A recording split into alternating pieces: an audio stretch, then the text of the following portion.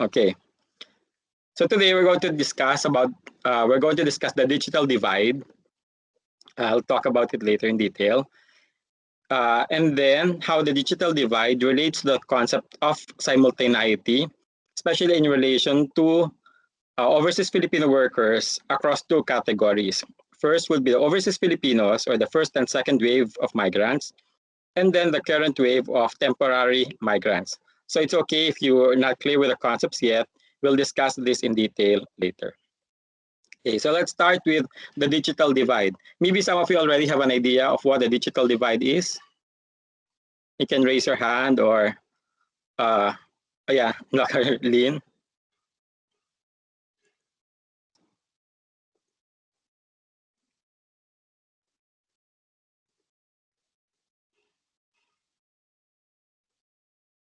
So what's the digital divide?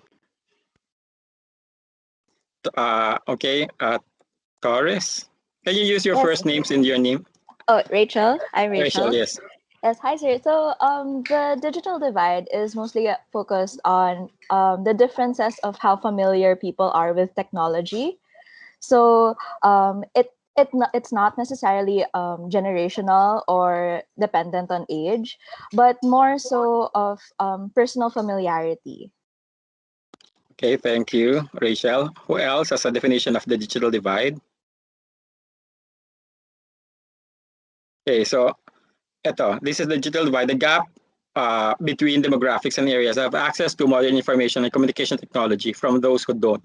So it's really a gap between information haves and information don't haves. So that's a basic definition, whether you have it or you don't have it. Typically, it affects young versus old. So typically, older people don't have as better access to digital technologies. Of course, wealthier people have more access to technologies, and then rural areas have poorer access to technologies. Hey, someone has a hand raised. A gap dito. Were you about to say something? Yes, sir. Digital divide is a gap with regard to the access, the use, and the impact of information and communication technologies. Yes, that's correct. No, and then as I've said, the typical differences relate to age, ability, economic status, and location.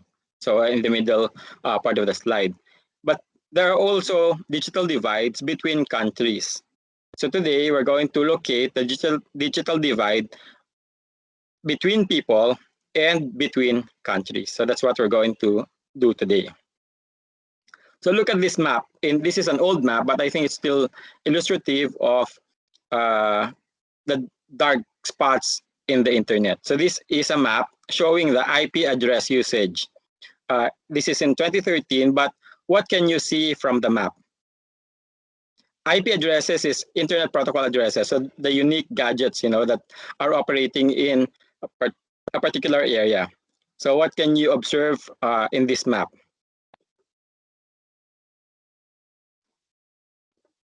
Maybe you can raise your hand if you want to. Just looking at the map that's on the screen right now.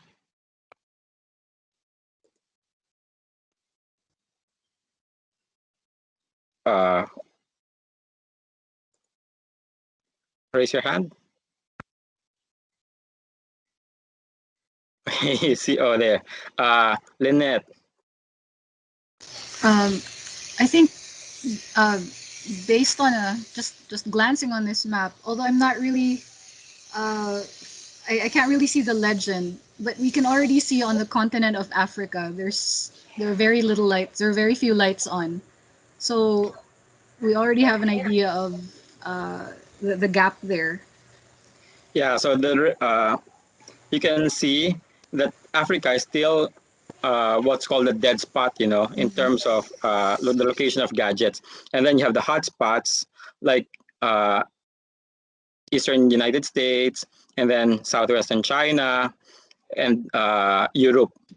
But Africa remains dead spot in terms of internet protocol addresses. No? Okay, someone else raised the hand.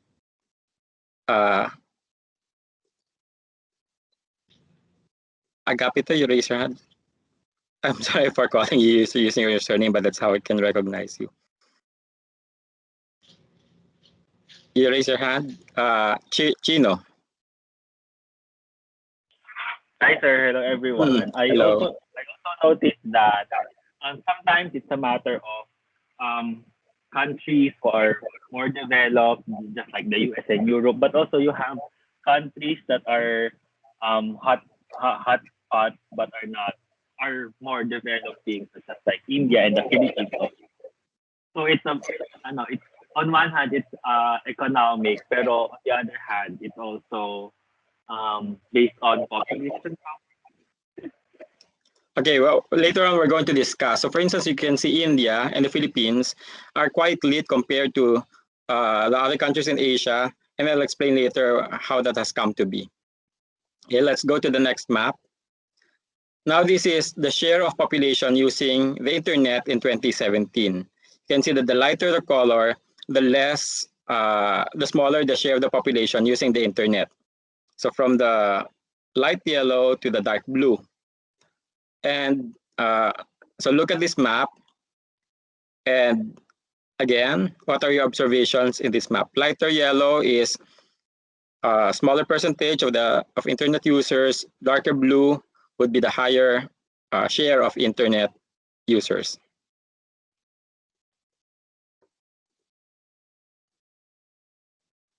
Yes, who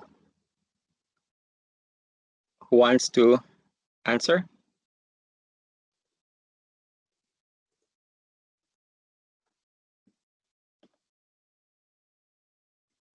What can you see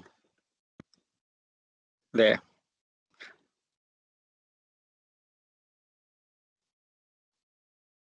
Yeah. Rachel, you want to comment?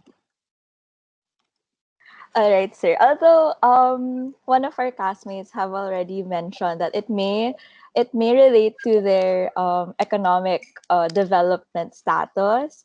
Although I'm wondering I was thinking that a possible reason why these countries are more active online is possibly because of their I I'm not as familiar, but their import and export of like other people of migrants. Is that a possible reason? So, for example, in the Philippines, we do have a lot of migrants or like OFWs or overseas Filipino workers, and I assume that the reason why in the United States, or at least in the North and Southern Americas, um, the percentage is higher because they are a hot spot of different cultures, different people who enter the country for work and the like. It, is that a good inference? Yeah, so whether there's push and pull, you're referring to the push and pull, right? So for instance, when a country tends to send more people, then there's pressure in the sending country to develop its own infrastructure so that the people who are abroad can communicate back to the home country. So that's what a push and pull, So because people have migrated elsewhere, then they demand that there be corresponding communication infrastructures back home, because without those infrastructures back home, then there will be no communication. Okay, so that's the argument that Rachel is posing. Actually, this is a good website. So if we click later on when you receive this, can you see my screen now? Our world in data with a line graph. Is that the screen that you can see?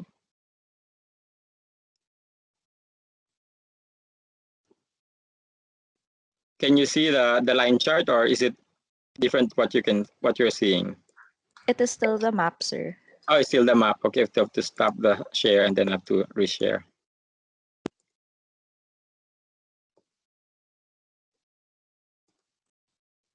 Now you can see the line chart.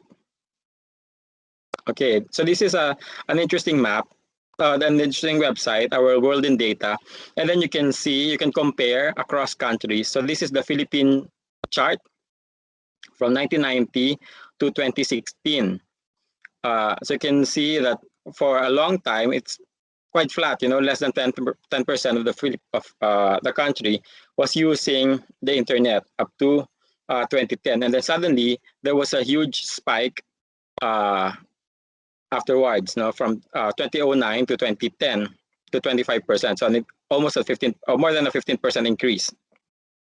And then all the way to 2016, which breached the majority of people. And then last week, remember, we discussed the share of population using the internet. We're almost past 90%, especially if we consider mobile internet. This is quite interesting. You can add countries. Unfortunately, this one doesn't have Taiwan in the list. But for instance, we can include the United States. And then you can see now, the blue line is the Philippines, and the top line, the red one, is the United States.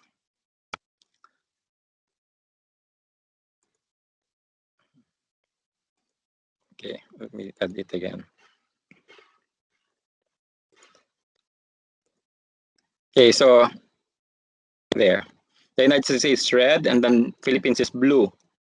Going back to the topic today, the digital divide. So what can you see, and then how do you think this will relate to people between the Philippines and the United States?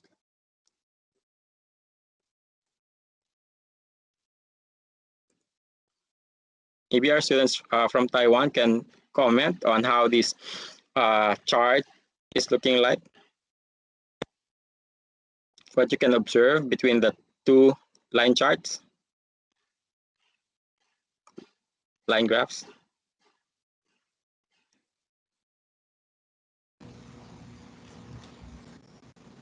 Yes. Okay, maybe I can share. Yes, Dr. Lin. Okay, so basically, of course, we can see digital divide in the two countries. Like Professor Fernando just mentioned. Since 2010, I think that's the time mobile phone probably started to actually become more popular. And I think in the developing countries or even in Africa, usually when people that's available to use the PC to connect to the internet, then it's more likely to use the mobile phone and then get on the information society. So I think that could be a reason why suddenly in Philippines that you can quickly catch up, after 2010 and then rising up your internet population. So, but still we can see the gap. That's around like 20% differences until 2016. Yes, that's correct. Okay, so you can see already how the digital divide happens or looking like, right? But later on, we're going to discuss the implications or what are the effects of such a divide on people. So the discussion of the digital divide in relation to the technology itself is the first level digital divide. Because of this digital divide, then there are other divides which happen between people, between countries. So again, now there's a difference in internet access. That's the digital divide. But as a result of this digital divide, there are other divides which surface. Okay, so we're going to discuss that today. Okay, I'll share my screen again.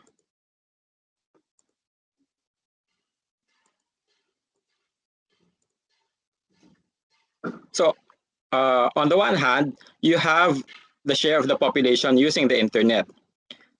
Now, the next question is, when people have internet, how fast is this internet connectivity?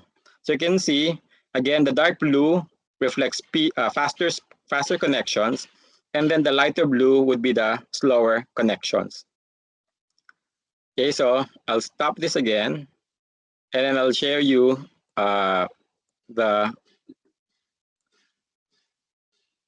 interactive map.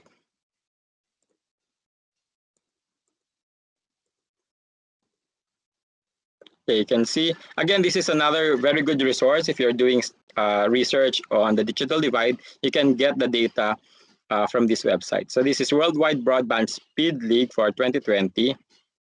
And there's an interactive map. So you just hover. As you can see here, the Philippines, the mean download speed is 8.77. I suppose this is gigabytes. Okay. And then you go to the US, it's 71.3. Okay. So you have here again, Philippines 8.77 or 9. And then you have 71. So almost 8 times faster, no? So now again, let us pause and then discuss. So what is that? How is that going to affect people when their internet speeds are different? So earlier, what we discussed was, okay, one person having no internet, the other person having internet. Now supposing either one has internet, but they have different speeds. So what is going to happen now that they have different speeds? Okay, someone has raised the hand. Gabito. Or say something. You there? Okay, John. Hi, sir. Probably for one, it will have an impact on their level of productivity, and secondly, it will also affect the quality of democracy, meaning the operations of democratic processes and institutions. Okay, so the first one is about productivity. So you can do much more when you have faster internet, which in a business sense, in a competitive market, then the other person, for instance, there's one in the United States, will be able to achieve more than the person who is in the Philippines who's struggling with slower internet access. And then the second point is about governmentality, the ability of government to operate. So right now, for instance, we're all depending on the internet because we are working from home. But when our internet is low, then we won't be able to access government services. Or if the government itself has poor connection, then it won't be able to reach out to its citizens. So it works both ways. No? People cannot contact the government, and then the government cannot contact its people. So again, there are 2 points that John raised. One is business, second is government. What else? Yes, Agabto. What's your name, Agabto? Yes, sir. I'm Madal po. Madel, yes, Madel. So digital divide has a significant impact, especially the effects are mostly felt in the areas of, for example, education, job opportunities, and communication in a country. Yeah, and so you mentioned education. So right now, we are able to do this global. This is really a global classroom. We're able to do this because whether we like it or not, we are part of the quote and unquote global elite who have internet connection and whose internet connection is fast enough to support a class like this. So now we're entering another understanding of digital divide. So earlier, we discussed the digital divide in terms of developing and developed countries. But there's another layer to it. Even in developing and developed countries, there is a concept called the global elite, where regardless of whether someone is in a developing country or in a developed country, when they belong to the top 5% of that country or top 10% of that country, then they belong to what is called the global elite. And these global elite members are able to communicate, coordinate with each other because within them, there is not much of a digital divide. Okay, so let me repeat it.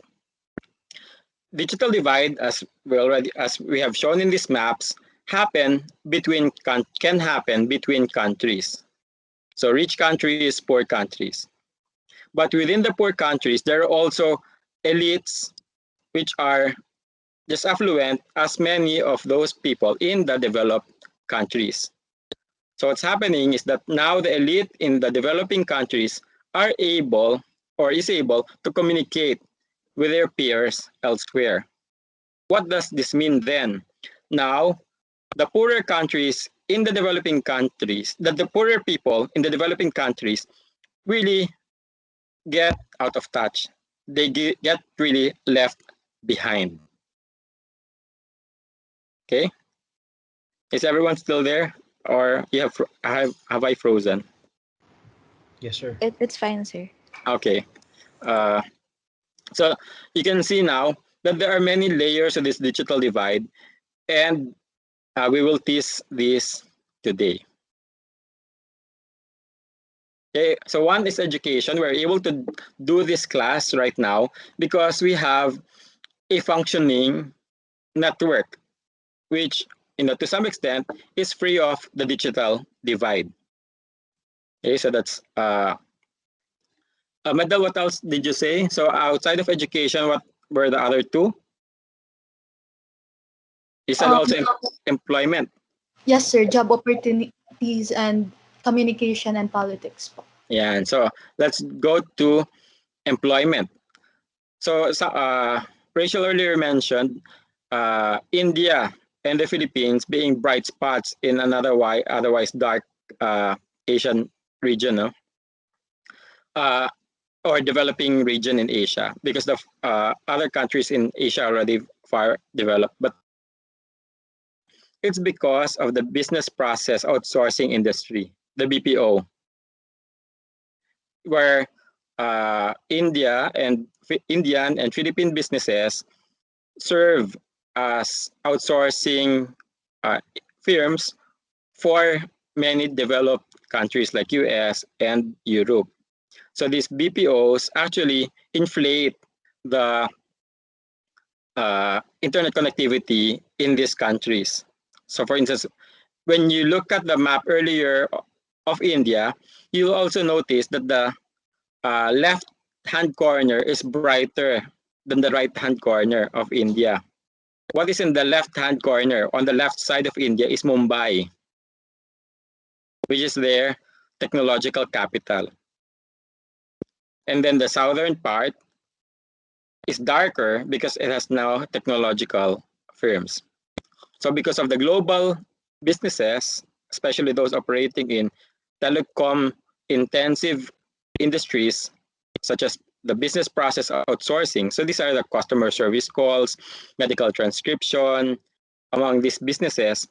Then parts of the countries such as Philippines and India have leveled up their internet connectivity.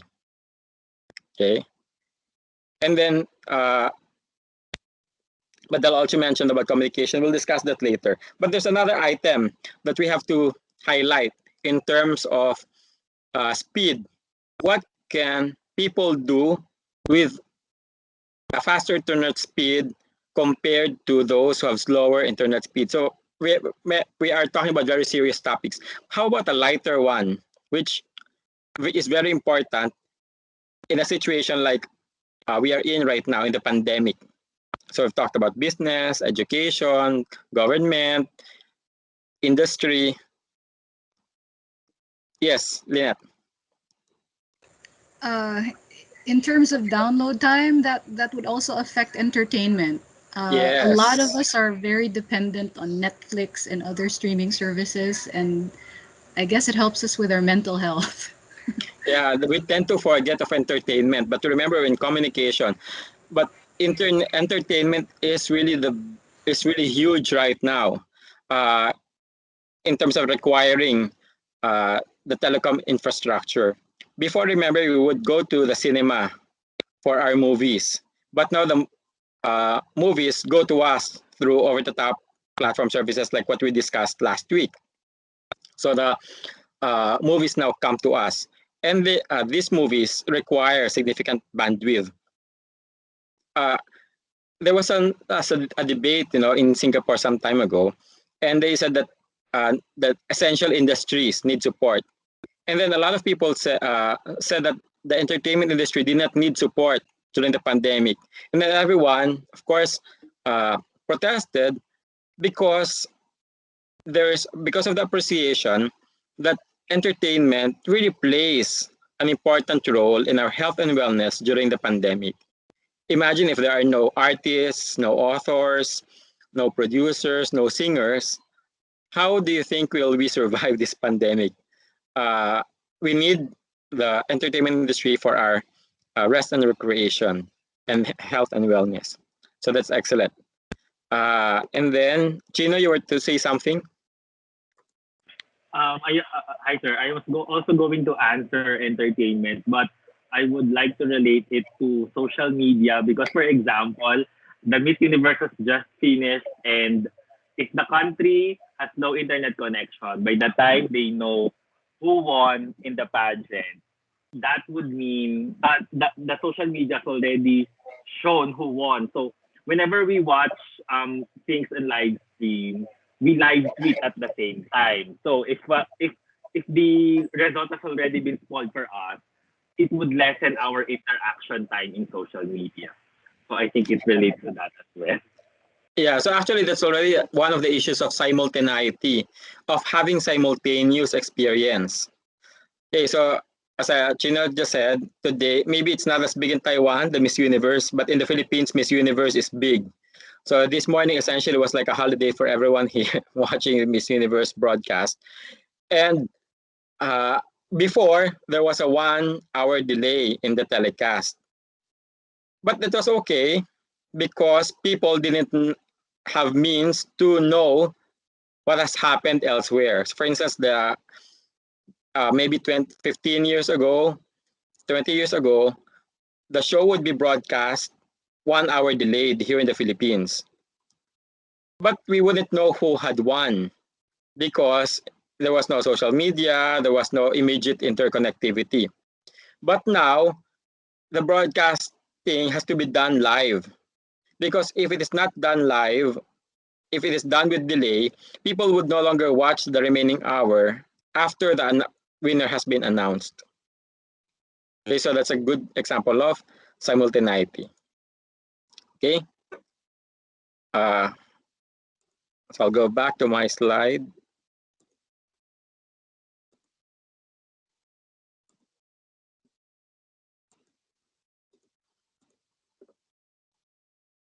Okay, look at this map now. This is the submarine cable map. We tend to think of the internet as this amorphous or abstract entity, but actually it's still nuts and bolts, still cable system, you know. So you can see the cables.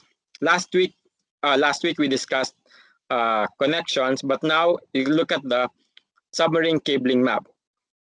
So from the US, you can see that this is how countries are connected to each other using real cables. So from the US to Asia, and then see a lot of connections all the way across Indonesia, and then up the Suez Canal, down to San Francisco, and then further down. And you can see that the connections are getting fewer, the connections are getting narrower when there's less connections between countries. So I'm going to go back to this later. Now let's go to digital divide. What does this mean? No? So there are 5 aspects to the digital divide. So there's social, cultural, economic, geographical, and how we approach it. So this is from Barupal in 2017. So in terms of social aspect, we already discussed some of these. So people, because of digital divide, there will be differences in levels of literacy. Or the other way around too. More literate people are able to use the internet better.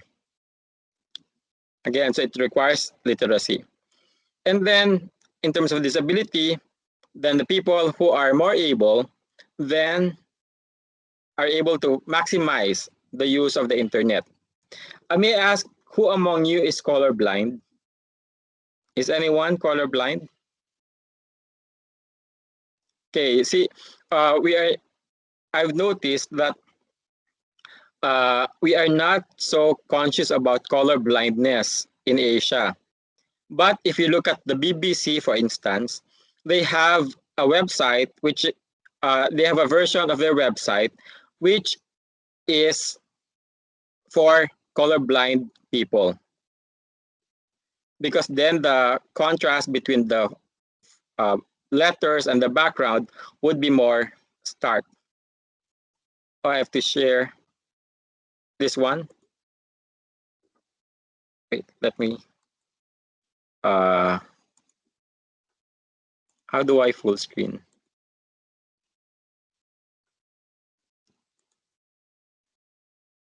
Wait.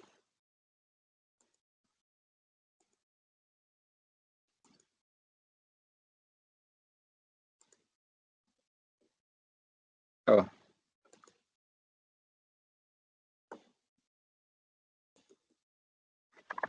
Wait, I lost my presentation.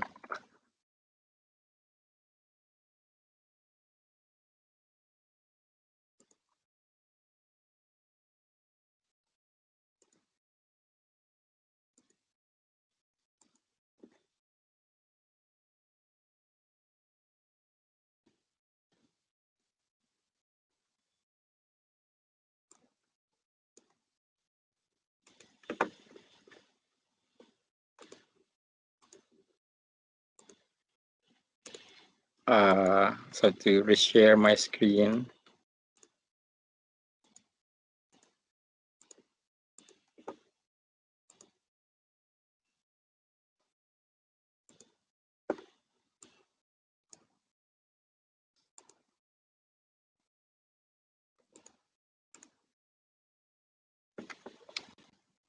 What can you see now? I'm not.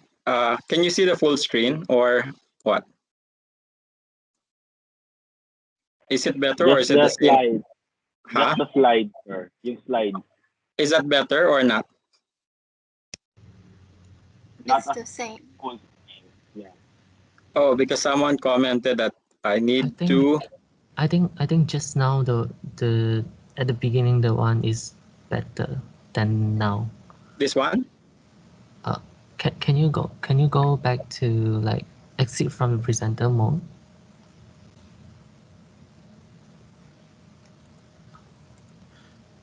Okay, this one is Okay. Can you share it again? about this one. Yeah, now it's okay. This is better? Yeah, it's better now. Okay, there. Mm, Thank you. thank you. Okay, so let me go back to the social aspect of the digital divide. This pertains to how more literate people can better access the internet, how people with no disability or people who are able to access the internet better. So as I was saying earlier, in Europe, they are more conscious about it. The BBC website has accessibility options. So for instance, if you are colorblind, then you can choose the format which you can read better. Or they also have a format where the typeface or the letters are bigger, so you can read even if you have poorer eyesight. So that also helps address age-based differences in terms of the digital divide. How about culture? It changed a little bit, but income and ethnicity and language. So income impacts a lot. If you have no money, then you won't be able to buy the gadgets, and you won't be able to pay for the recurring costs of internet connection. And then in some countries, or actually in all countries, there are groups or minority groups which have poorer internet connectivity. So in the US, historically, the Hispanic community and the Native Americans tend to have poorer internet connectivity.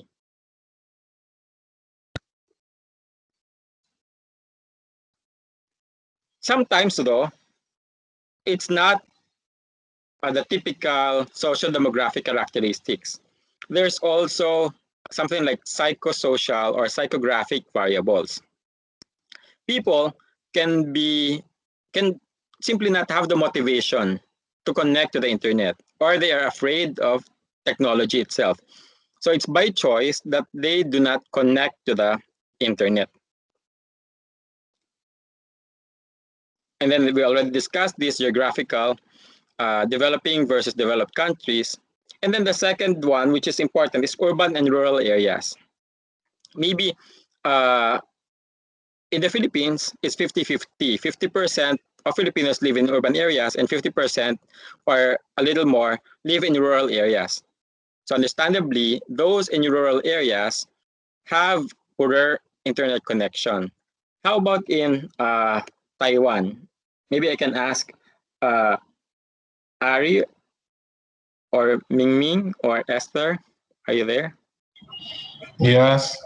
Oh, maybe you can explain the situation there in terms of geographical digital divide. Uh, well, I'm not Taiwanese, so I'm not sure. Okay, where But are you from? I'm from St. Vincent and the Grenadines. Oh, Grenadine. Okay, Uh, maybe you can explain in Grenadine. I think it's more geographical because Mhm. we're in the Caribbean and Latin American region. So our internet usually isn't as good as first world countries. So most How times about you'll find us having slower internet speeds. how about within the country itself? Within the country itself, I think it's pretty equal. We're a group of islands. The mainland is pretty much equal. The smaller islands, you have less, you have, yeah, poor internet connections. Yeah, so the but between islands, is it okay now to communicate between islands? Yeah, right now it's fine. Yeah, because here in the Philippines, because we have so many islands, there are places which still have very poor or no internet access at all. So because we have something like 7,000 islands, say half are really habitable or inhabited, then it's really a challenge to connect everything. Okay. How about in Taiwan? Yes. Who would like to answer from Taiwan? I would like to Yes. answer. What's your name? I'm Ming Ming. Ming Ming. Yes. Yes, and I'm from Taiwan, and I've heard that Taiwan has, like compared to other countries, we have a wide range of Wi-Fi, a lot of free Wi-Fi to access. Mm. And I agree. I do think it's true because, like most of the shops, or even when you're on high-speed railway, you can all get access to the internet. However, if it's comparing places in Taiwan, if you're in mountain areas, it's more difficult to have a high quality internet. Ah. Okay. So Yeah. it's there's geographic dimension to it. Okay. Someone's I cannot read your name, but you have raised your hand too. Is it you? Yes. What's your name? Hi, I'm Lorna, and Lorna. Yes. I agree with what Ming Ming said. I think in city places, we definitely have a widespread internet, but in mountains, there's definitely some place that lack internet connection. But I think what I've observed is probably the classes and the age divide, because people with older age, they it's very difficult then for them to use a lot of uh, uh, apps or different like e-commerce, because e-commerce is definitely um, arising in Taiwan. And I think definitely in the pandemic time, people use e-commerce or Uber Eats a lot, but older generation has difficulty with using those functions. And also the about class and income, I think there are still like Aboriginal tribes in Taiwan, and their school is lack of, regardless of internet, they lack of even computer or other technological devices for education. Yeah, I agree. We have indigenous peoples here too in the Philippines, and yeah, they are really not connected to the internet. Okay, so that's a very good observation. How about our students from Germany and France? Lucas and Melissa, are you here? You hear me? Yes. Can you hear me now? Yes, Okay. Lucas. The situation in Germany, well, for a third world country, rather bad compared to other third world countries, but I think now during the pandemic, it's mostly acceptable. It depends where you live. It's not about how dense the area is. So it can be that you live right in the center of a larger city with 1 million inhabitants and your internet is still really, really bad. But it can be that you live far out on a farm, but sometimes you have like a, a really new cable which was built there. So your internet might be quite good there, but compared to other third world countries, especially here in Europe, we are quite bad with that. Mm. So because the impression is, for instance, here in the Philippines, when we think about Germany, we think about really fast speed everything from internet to cars to. Not with the internet, no. I mean, Okay. if you go, for example, it's quite funny to Romania or Estonia, Mhm. for if you have ever heard those countries, they are more to the east of Europe. There they have the fastest internet actually. Here in Central Europe, it's quite What bad. do you, For example, if you take a train, also very difficult. why do you think that's a case in Germany? Why has there been no really push to have the very fast internet speed? It's, I guess, a generational thing. So you have we call them boomers, the generation which is now about 60 years old. They don't care so much about internet, and also I think also kind of structural thing, at least here in Germany, because the building of new cables and so on to connect, it's actually determined by the small cities and not by the whole state. So the internet service providers, they actually need to get in contact with all the small cities and all have different regulations. And then they actually need to pay for something, but they say, okay, we don't need that, at least 20 years ago. So they didn't want to pay for any good connection, and now we have the mess. Okay, so later on we're going to discuss that, how they tried to do that in the Philippines because of the price was so high because of interconnectivity issues between the companies themselves. So essentially the companies cannot connect to each other, which is a big problem when we think of the internet as being all about connections. Okay, so that's an excellent point. Maybe Melissa, are you here? Yes. Yes. Maybe talk about France. About France, it's kind of like in Germany. I think it's about right. Generally, there are good connections everywhere because it's well served.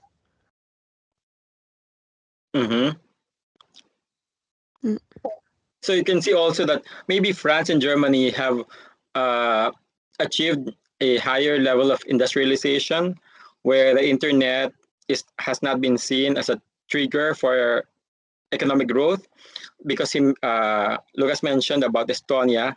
So Estonia has fast internet speeds because they tried to use internet speed as a leverage for economic growth.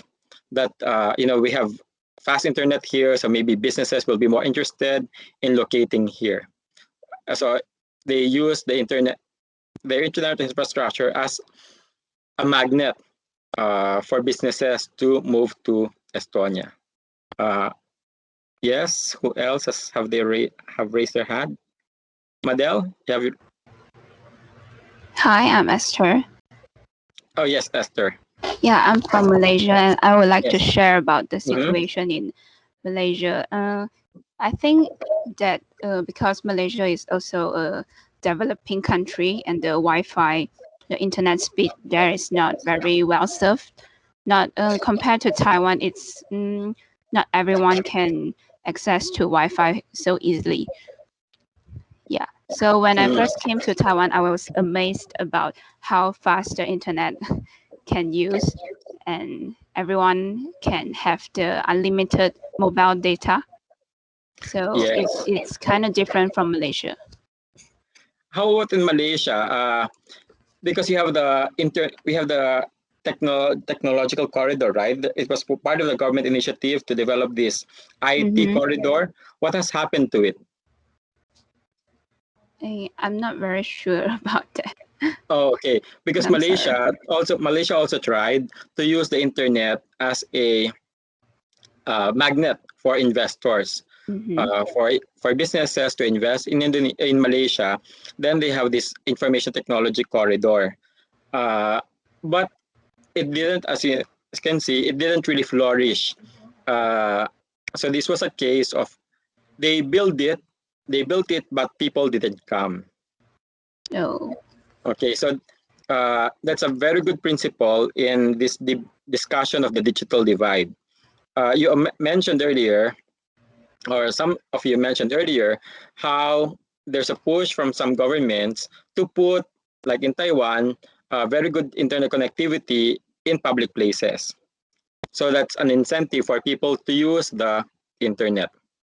Also, Taiwan has a very good system for, again, using technology to attract businesses and investments. In some countries, they tried to also start or to use the internet to entice investment, but this did not materialize.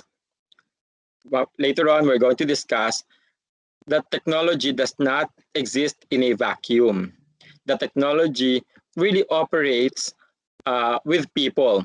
So even if you have very good infrastructure, if there are no people who can readily exploit or use the technology, then technology dies or is not useful at the end. Okay. Who else have raised their hand? Madel, you have your hand raised. You there? Okay, so which brings us to the final point before we break for our first wellness break. So economic, it's a double-edged sword. So on the one hand, poverty causes digital divide because people are poor, they cannot access the internet. So some governments have tried to use investments in technology to attract new businesses. But again, this has been mixed. Without investment on human capital too, investment in technology really does not return much profit. So there's like a chicken and egg happening here, where to address poverty, people have some countries have invested on technology without investing on the people too. But it should work both ways. Investment on technology to address the digital divide also requires investment on people. So that means education, because you can see at the social level, if people are not literate, then they will not be able to use the technology too. So again, investments in technology require investment in people as well. Okay. Any questions for this part? We'll have a 10-minute break because it's 2 o'clock. So we'll have a 10-minute break and then we'll resume at 2:10. So I'll see everyone at 2:10. Okay. So take a break, drink some water. Okay, I'll see you at 2:10. Thank you, sir. Thank you.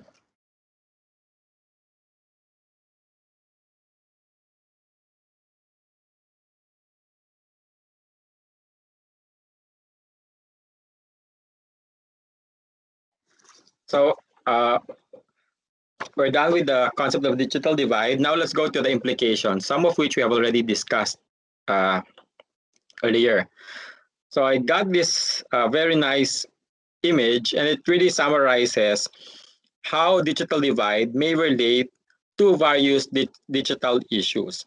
I'm not going to focus on this in detail, but I want to highlight or to use this as a framework for you to understand how digital divide impacts upon our lives in different ways. You'll come across in this next set of slides these concepts of knowledge capital. Knowledge capital relates to the information and the procedures that we know in life. And then the social capital relates to our networks, the people we know. And finally, human capital, our own human capital, relates to our experiences and skills. So again, knowledge capital is in our mind, social capital is who we know, and then human capital is what we can do. So let's see. Let's start with digital access. This is the most basic aspect of the digital divide, whether we have access to it or not. And the digital access in a very digital world really defines the extent to which we can participate in society. So let me hear from you again. How is voting done in your country? Is it manual, or is it you can mail your votes, or you can vote by logging in, etc.? How do you vote in Germany, Lucas?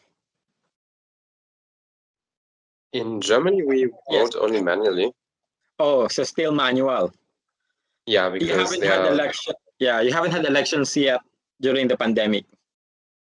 We had actually, but they were shifted to larger rooms. So I had it in a gym, for example. So nobody could get infected there, and completely manual. So no online. Okay, no online still. How about in France, Melissa? Yes, it's done face to face. Like we have to go to the polling station. Okay, so far, no. Even in the recent U.S. elections, they still had to fall in line. So I ask because next year we're going to have elections in the Philippines. Our big elections in May next year. But the question is whether we will be able to do it online or still fall in line in schools. So our polling places are located in schools. Maybe that's still the most universal way to do it because of concerns about digital access. And some people may not be able to participate in the elections. So that's the extreme end. How about in getting public services? Are there public services which you can now do online better than if you have to go to the office itself? How about in Taiwan? Maybe Lorna or Mingming? How about getting public services? Can you do it online? Oh, I should raise my hand. Okay. Yes. I'm Ming, and like recently, people are paying tax in Taiwan, and now you can do it basically online, or I think even with your mobile phone. And before, you can't do that. Yeah, so that's a breakthrough, right? I was surprised, actually, that I was able to pay my tax online as well here in the Philippines because, we're quite delayed in the process. But finally, for one tax, I was able to pay here using my mobile bank account. Because it's a big deal, right? Because for the longest time, the government wanted your cash payment at the bank counter. Okay, Yes. so but still there's digital divide. Imagine if you can only pay through your bank and then someone doesn't have bank account, then it will be a problem. In the Philippines, there's still a big number of people with no bank accounts. Oh. More so the digital bank access. That's one. we already discussed digital literacy earlier. And in the Philippines, it's a serious problem, digital access. Even if people have mobile gadgets to connect to mobile internet, we know that if you're doing schoolwork, using your mobile phone is not really ideal, right? So again, Filipinos, the main access is mobile internet. But if you're going to participate fully in your online classes, then that's not really the way to go. That's why in rural areas in the Philippines, they have had to print the modules, the lessons essentially, and then the teachers had to distribute manually to the remote areas in the Philippines. So on the one hand, the printed module complemented by the digital classes seems to be a solution to this concern about digital divide in relation to literacy. However, what do you think is happening now when one group of students is still using printed material and the other is now learning how to use the internet for learning?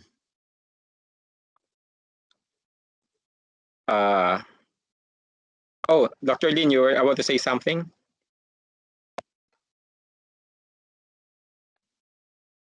Dr. Lin, are you there? So you have your hand raised. Okay, yeah. So because in response to your previous question, you asked about how e-government, process in Taiwan. Yeah, basically Taiwan, we have a National Development Council, and last year we actually have the so-called My Data platform has been put in on trial.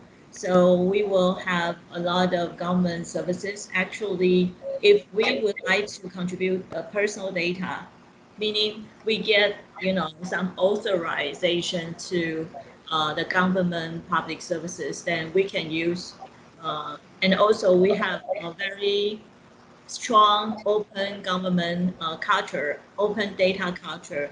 In 2015, 2017, we are sort of global number one in terms of open knowledge foundation UK's evaluation. So basically, that's like after the sunflower movement, then lots of the civic engineers, civic people, they use the IT capabilities to develop some of the services sort of like out of free wills, and then on their time, including this time we have the COVID-19 situations. They also have some like a mass distribution system being built by the civic groups. So all these actually can show that we have a good digital literacy in terms of majority of the people, and especially those people who has the capability to use technologies to help the public that would like to actually contribute. Yeah, see, we don't have that here yet. So we have a lot of social media users, etc. But in terms of utilizing the networks to avail government services, we're quite a long way to go. One of the the government pension, for instance, I'll give you an example of the government pension system in the Philippines. There are efforts to automate it, to transfer it to digital. However, people still prefer to go to the physical branches, which is a problem during the pandemic because people still congregate in the physical branches of the government pension offices. However, the old people still do not trust digital services. So that's one concern. We talked about the age-based digital divide. So you have to reach out to them, but they still prefer to go physically to the offices, which in the pandemic is really bad, right? Especially they are the highest risk group. Okay. Oh, but let me go back to the issue of digital literacy. So in the Philippines now, we have one group of students in the rural areas which use, this group uses printed primers. On the other hand, in urban areas, students are learning how to use digital platforms for their classes. So moving forward, what do you think are the results of such a system?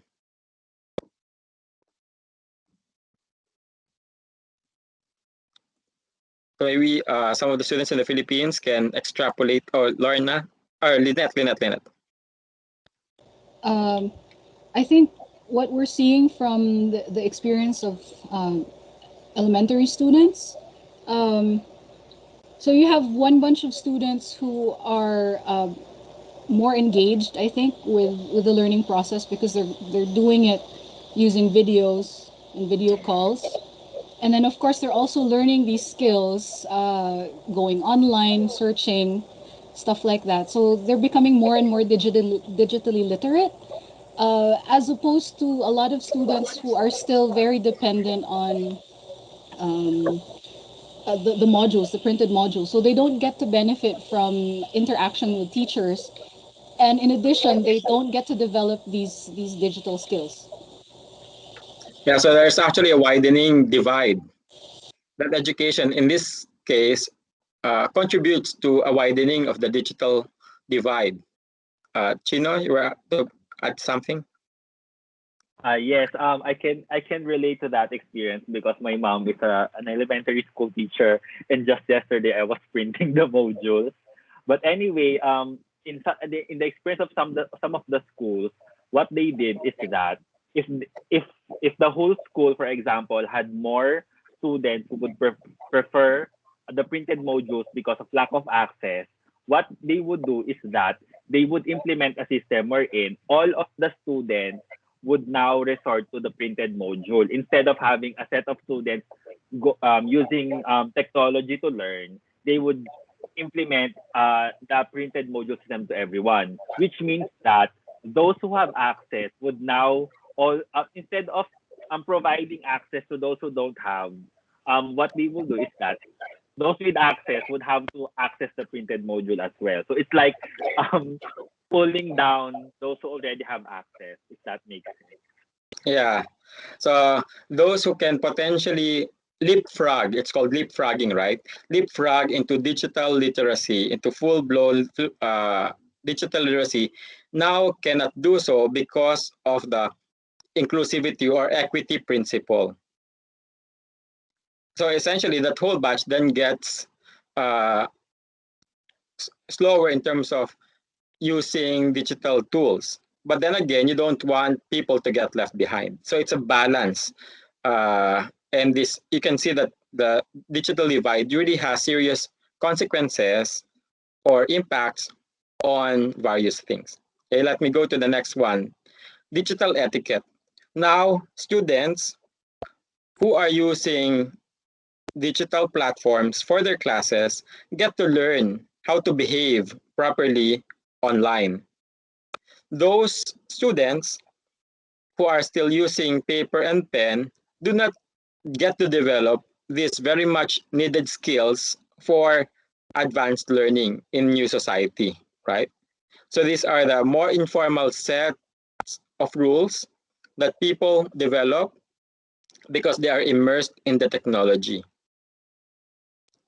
As simple as remember before, when we were not when we were all new to this, you didn't know that you had to mute your microphone because, for instance, your background noise is noisy. If your background is noisy, then you are interrupting the whole system, right? But this is an principle of etiquette that we learn along the way. But if there's significant digital divide, then students who are still using paper and pen wouldn't develop these digital etiquette skills. And then there are so many memes, right? Some very rude, but some people would think acronyms mean different things, right? Maybe you can recall, but I'm not going to mention some of the acronyms which tend to be rude, but people, especially the older ones, think they mean something else. But this pertains to digital etiquette. Later on, we're going to talk about digital communication, and the impact of the digital divide on this. So I'm not going to focus on it now. Oh, digital security. About payment, we discussed this last week about payment and how, as someone, as a person, as an individual, gets more used to the use of technology, then they know better how to protect themselves online. But if you're new to this, then you are probably susceptible to various scams, hacking, privacy invasion, among others. My father is new to Facebook, so I'm very sensitive about what he does online. And then I was scrolling, and then he replies to this advertisement. How much is it? He asked. This is a very public advertisement. And he asks, "How much is this electric saw?" And I said, "Don't comment on public spaces, because then you expose yourself to the public, and then your picture, your profile can be used readily." And then so we asked our nephew to review his security protocols.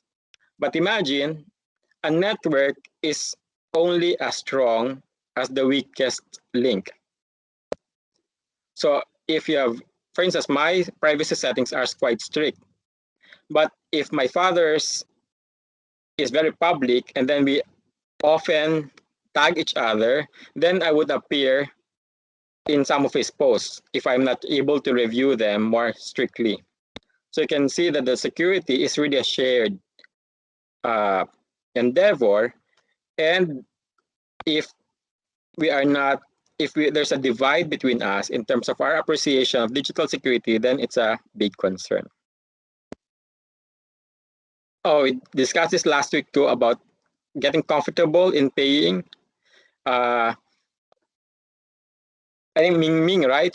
You mentioned last week that you have a separate account, or you use a separate app where you put money, and then you use that app to pay for your services, because you don't want to connect your bank account directly to your commercial activities online because of security concerns.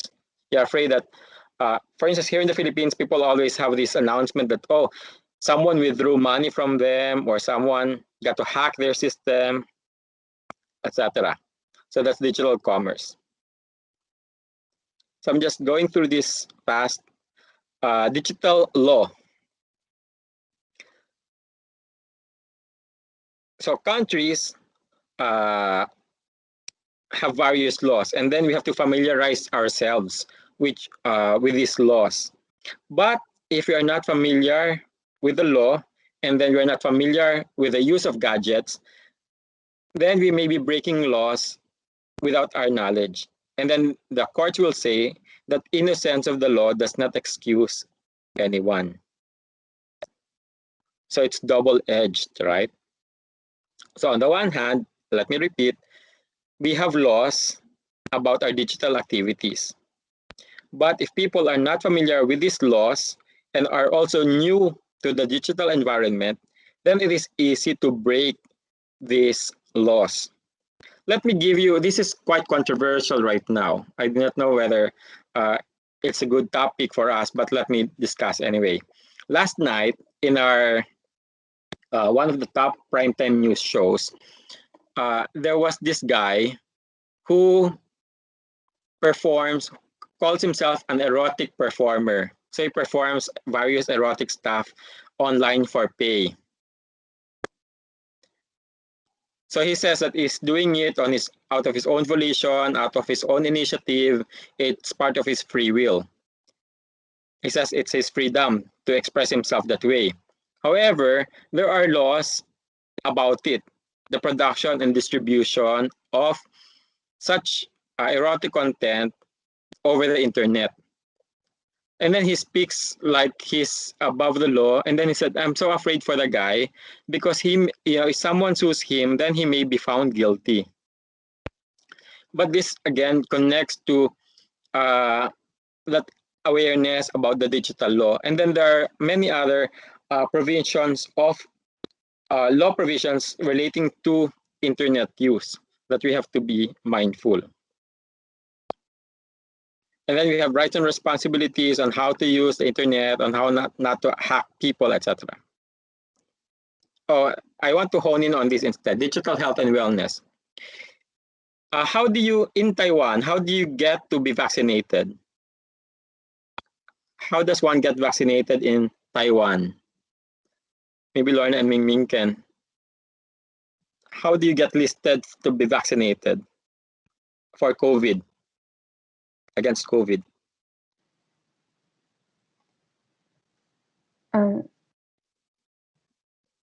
Excuse me, can you? How do you get, for instance, let me give the context. In the Philippines, we have to use an app. So we have to register, in my city at least, you have to register in the city app and then in a medical app. And then the two connect to each other, and then supposedly they will give us a schedule. So the listing is done online to get an appointment to get vaccinated. So how about in Taiwan? I think vaccination here in Taiwan is a little bit chaotic right now. I don't think a lot of people can get vaccinated yet, and personally, I'm excluded. I'm out of the people that can get vaccinated. But I think people can make reservation online. I think those who can make reservation online. But I'm not sure about the detail because people around me and myself is not on the list. Because you're young? Is it because of your age or? Yeah, I think. Okay, yeah, because here also, if you're 18 and younger, you cannot set an appointment. You cannot request an appointment if you're 18 or younger. Yeah. How about Ming Ming? I'm like same as Lorna, but what I heard is that it is not recommended for people under 40 to get vaccinated. And now the cases that I know is like maybe the doctors and nurses and also some of the teachers in Okay, school. frontliners. Yeah, we call them frontliners here in the Philippines, so they get the priority to be vaccinated. Yeah. Dr. Lin? Yeah, just let me give some background because until now, even those who feel very panicking of Taipei City situation at the third level alert, but so far we accumulated the so-called COVID-19 cases is 1,682. Yeah, very few. Yeah. Yeah, so pretty much that before Saturday, everyone seems live a very normal life. Only that we wear masks in the crowds, and some even don't bother because that's really very low cases. Low, yeah. And I think in perhaps March or April, we started to have the AZ virus to be available in Taiwan. But we feel a little bit skeptical because there are some like side effects in terms of whether if we can live pretty much safely and healthy, and why we need to get injected by very unsafe virus. So even those people who are qualified right now, I think 65 years old above, the elderly, they can actually get injection. But I don't see people hurry to do that. Only after the sudden breakout of the hundreds of cases Friday or Saturday, and that's a lot of people, they actually flood to the hospitals to do the injection. But right now the situation has been controlled because people feel like it's still not safe, because hospital now probably is full of virus. And so I don't see that in Taiwan. We only have like 90% of the virus injection rate so far. And some experts on TV, they keep talking about commenting. Perhaps that's because we don't have enough the high injection rate of the COVID-19, that kind of a thing. So we actually cannot, this is our flaws to actually have such a risk right now. But I see that's like chicken and the egg. Yeah. We don't know. Yeah, that's the situation. Yeah. How about in France, Germany, or Ari? Yes. No, Yes. sorry.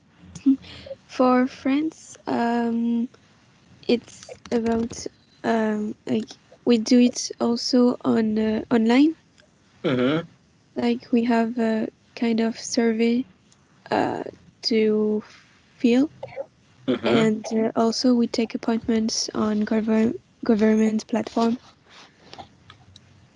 Okay. And then are people able to use it universally, or still very few people use it? No, it's a few. All the people can use it. That's good. Yes. Mm. Okay. How about in Germany? In Germany, you have two ways to get vaccinated. In the beginning, until let's say a couple of weeks ago, via a website of your local state. So Germany has 16 states, so you need to go to the local website there and you can just register an appointment.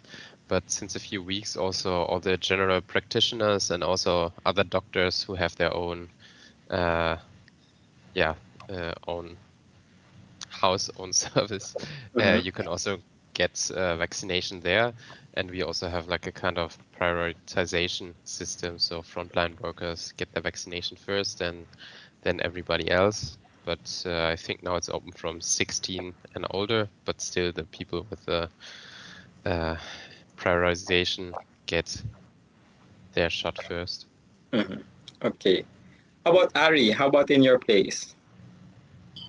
I'm kind of embarrassed to say I don't really know the procedure. I just see that my friends are posting that they get vaccinated.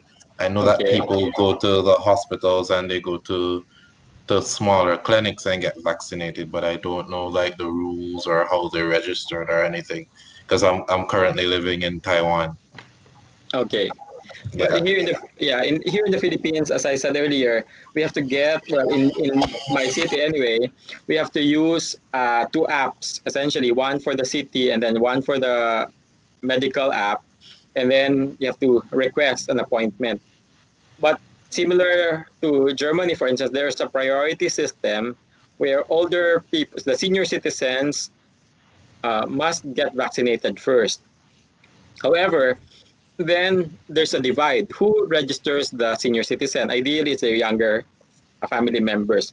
But the information is not so widespread that there have been reports uh, that the vaccination has not been optimized, meaning some vaccines have already expired because they have not been used completely. The senior citizens who are expected to get vaccinated have not been able to register online and then do not appear in the vaccination sites. How about in other places in the Philippines? Is the situation similar or not? In Laguna, which is in south of Manila, how is the situation there?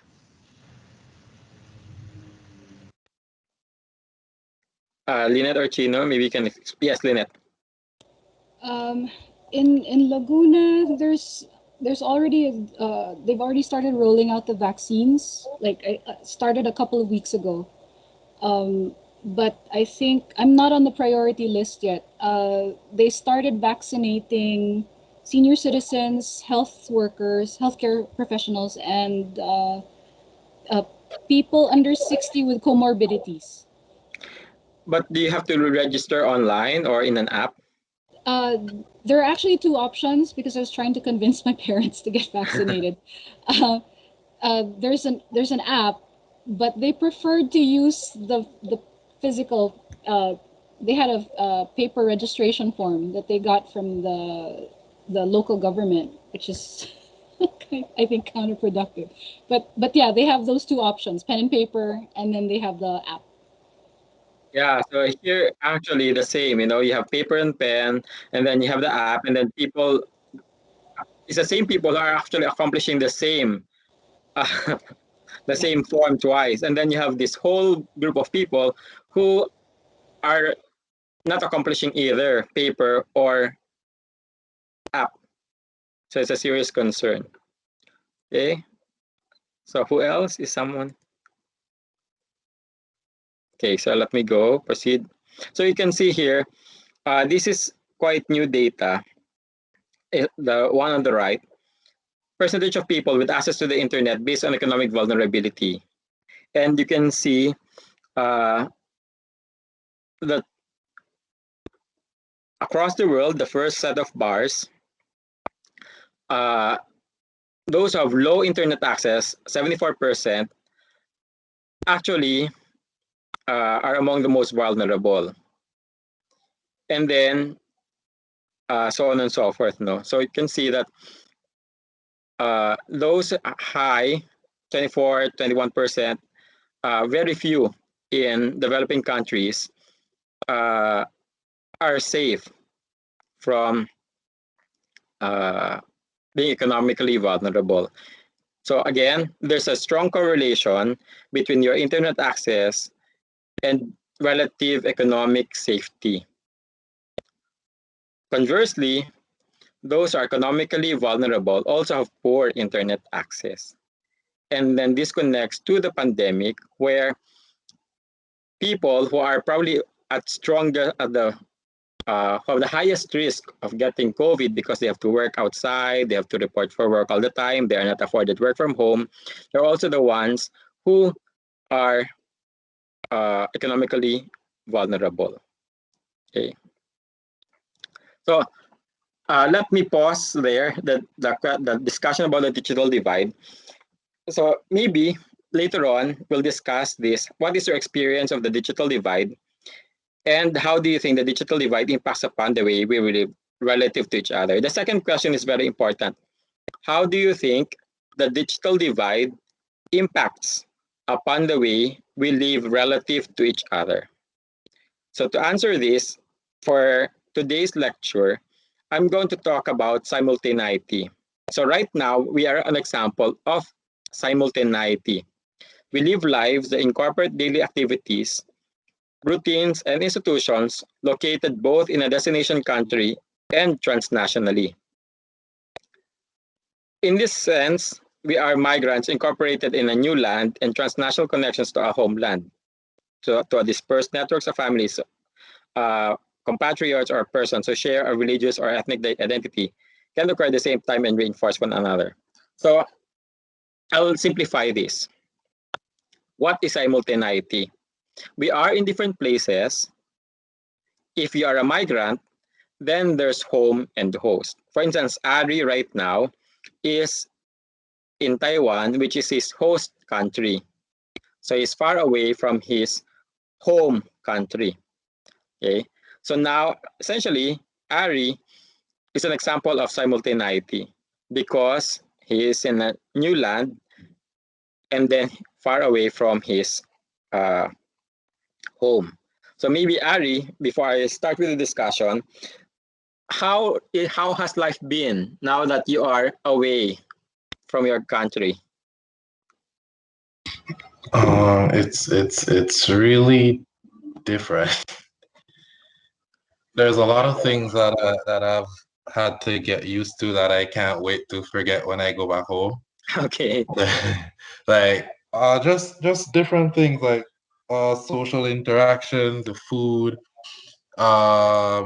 certain customs that I'm not used to in my country that I miss in my country.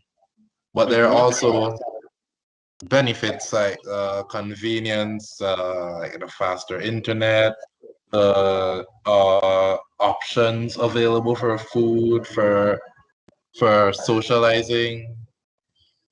But at the end of the day, there's no place like home, I guess.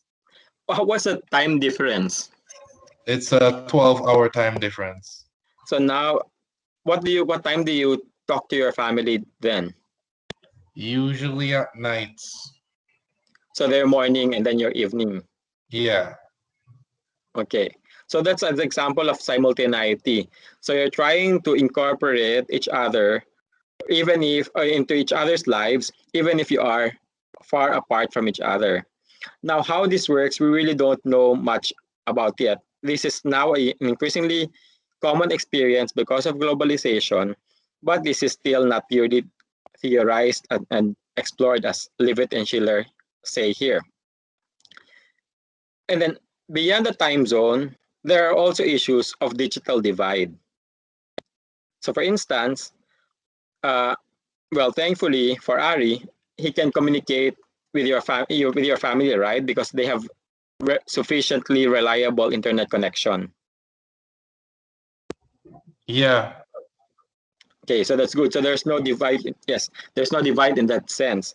But that has not always been the case, as I will explain later. So I'll start with the lecture now. So you can see there's the Philippines, and we have 3 waves of migrants. So I will really go back a long time ago to 1906 to 1946. So you can appreciate how non-simultaneous lives have been before. Now we just take these things for granted, that we can we can have this class simultaneously in Taiwan, France, Germany, Philippines simultaneously. But 100 years ago, people have been moving around, and then there's divide between them too. And then the second wave from 1965 to the USA. So first wave was to Hawaii, second wave was to the US. These are Filipino migrants. And then third wave all over the world from 1972. So I'll walk you through this. Please bear with me. So the overseas Filipinos, these are the first and second wave, more or less permanent migrants. They are called Balikbayan or returning or returnees. Okay, so I'll explain. The first wave, this is before the digital divide. So you can imagine or try to imagine how non-simultaneous their lives were. Let me summarize. Last week we discussed this. So in 1898, we were independent, but we were part of the Treaty of Paris. So we became part of the US. We tried to fight, but we became a colony anyway. See, now print material. We also discussed this last week. A lot of printed material. And there was such a big divide. People in the US did not know what was happening in the Philippines. They just knew from what they could read in print. This is a satirical magazine. So this is a humorous magazine. It's quite racist, but it is trying to point out the problems with colonialization. So it's racist, but it's actually pointing out racism for Americans. Because of the divide between the Philippines and the US, there was hardly any communication. People in the US thought that like this guy here, being carried by the white man, needs cleaning, needs education. So that was, because people didn't know what the Philippines really was like, that it was already Christian, it was Catholic, it was a Spanish colony. The image given was, oh, these are natives that needed to be educated and Christianized. And then there's this presentation that, then the Philippines have to choose between being educated or being essentially killed. So there's the teacher and the soldier. So you have to choose which one. And then you have the white guy trying to teach the colonies. And then you have the different Puerto Rico, Cuba, Hawaii, and then the Philippines needing to be disciplined. And then you have the white students really being educated and educating themselves too. And then if you can see by the door, there's a Chinese guy who's not even allowed inside the classroom because of the Chinese Seclusion Act. And then there's a white guy who's cleaning, who's not being allowed to study, etc. So you can see how the medium of the time is reinforcing the divide between the educated USA and the supposedly non-educated colonies. And then it's the same, Uncle Sam, gosh, I wish they didn't come quite so. So it's the white savior of the colonies. So you can see, because of the print material, people didn't know what was happening in the US, what's happening in the Philippines. It's just what's coming across in these printed newspapers, magazines. And then one of the first things that the US did was to, for the US companies to do, was create this cable. In 1902, actually starting in 1901, from the US to Manila via Hawaii.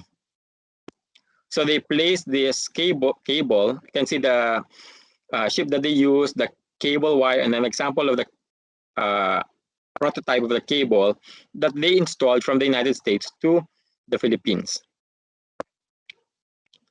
So why did they do this? Going back earlier, is for government, so that the US can govern the Philippines better. And the first message was from President Theodore Roosevelt to Governor Taft in Manila. And I opened the American Pacific Cable with greetings to you and the people of the Philippines. So they installed this 11,000 kilometers of cabling to and from the Philippines, so that the Philippines, from Washington, D.C., New York, can control the Philippines better. So to address the divide between the two countries. So the first message took 9.5 minutes to travel. This is important. 9.5 minutes was simultaneous before, but now we know how fast communication happens. Before it was 9.5 minutes, it was already very fast. And then how about the first around the world message? So it went to the Philippines, and then back to Hawaii, and then to, where's this? Vietnam, and then Singapore, India again, Suez Canal, to I think that's south of Italy, and then south of Spain, and then to some to an island, Azores, and then back to New York. So they messaged each other. They were in the same room. So from the eastward, it was 12 minutes, and then the reply took 9 minutes eastward. So you can see that then a conversation would take around 21 minutes through the cable. So if you say hi, 12 minutes one way, 9 minutes back. So that's 21 minutes. So they're trying to bridge the divide between in the space. But now you can see it's the same network that they are using, plus some others. Okay, so this was the map earlier that I showed. So this is the American Empire, and then the first wave of Filipinos went to Hawaii, and then the US. So what happened in Hawaii? Pineapple plantation. So do you like pineapple?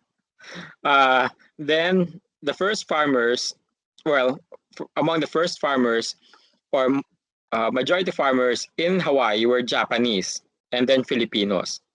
So they were recruited from northern Philippines, and then they worked there as sugarcane workers. So in the beginning, in 1906, there were only 15, and then so on and so forth, the numbers increased. So to 30, and then because Filipinos stopped working in the farms because they wanted to work in the city, they tried to stop the hiring of Filipinos.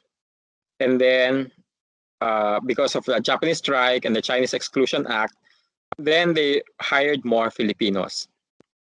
So the first wave of migration, sakadas or Filipino plantation workers in the sugarcane fields. So out of the first 15, 4 were married, and their wives remained in the Philippines. Okay. And then they had a relatively good life. So the numbers kept on increasing from 1908 especially. But what can you see from the picture? They were all men.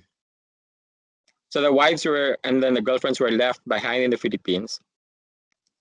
So what happened? Their main communication was through letters. So the Philippines, because of Spanish colonial rule also, had a good system of sending letters. So from 1926, the US really made a big improvement with the Bureau of Post, so there was a good way of sending letters from Hawaii to the Philippines. The cable I mentioned earlier was operational already, but it's still expensive, so people relied on letters to communicate with each other. The last line is important, PLDT. I'll explain later why that is important. Again, the print medium was the main way of communicating with each other. So what was in the news? But what is the content of the news? And it's still the same. Back home, how criminal is your province? So people were interested in the safety of their families back in the Philippines, even if they were already in Hawaii. And then here on the lower part, the talk in 1910, there were 226 female and 2,135 male Filipinos. So 10 times the number of, there were 10 times more men than women. So there's a problem, right? They didn't have girlfriends or potential wives. We didn't have data for the Philippines, but for the Japanese, they had the system of the picture bride. So pictures being relatively new around that time. So, and the same system where the Japanese immigrants were mostly men. So what happened? Picture brides. So the brides, prospective brides, would send their picture to Hawaii. And then their picture would be chosen by a guy there in Hawaii, by a Japanese guy in Hawaii. And then the woman would be sent to Hawaii. So this is really human trafficking in the early days. If we think about this, it still happens right now with all of the dating sites. But essentially the same principle, you look at the picture and then the man chooses. So there's a lot of issues here to unpack. But this is the communication they had before. So they had letters, they had cable, they had pictures, and then sent through the post. And then eventually, the Filipino farm workers went from Hawaii to California. And then in 1946, Philippines became independent from the US after the war, and essentially that stopped the first wave of migrants. So let me pause there, 2:58. Okay, so we have a couple of minutes. I'll stop my slide, or maybe not, because it's difficult to return. Let's pause for about the first wave of migrants. Could you imagine having no contact with your family because you went abroad, right? And then there was no other communication system that was simultaneous like what we're doing right now. Do you think, what do you think you will feel?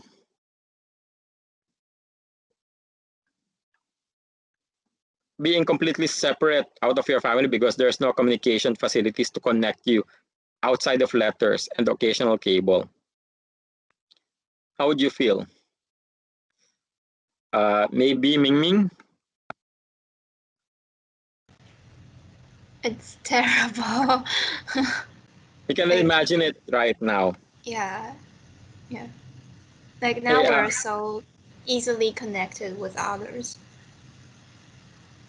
Okay, and then someone said, Bautista, what's your name? You said you would feel so isolated. Someone typed in the chat room, I would feel so isolated. Yes, you want to expound on it? I think it's because we're used to being always connected and suddenly being thrust into a situation where you cannot be as social or as communicative as you usually would feel so alien or feel so weird, isolating. Okay, yes, I agree. And then before we have a break, Rachel? I just want to share that I was born in the late 90s.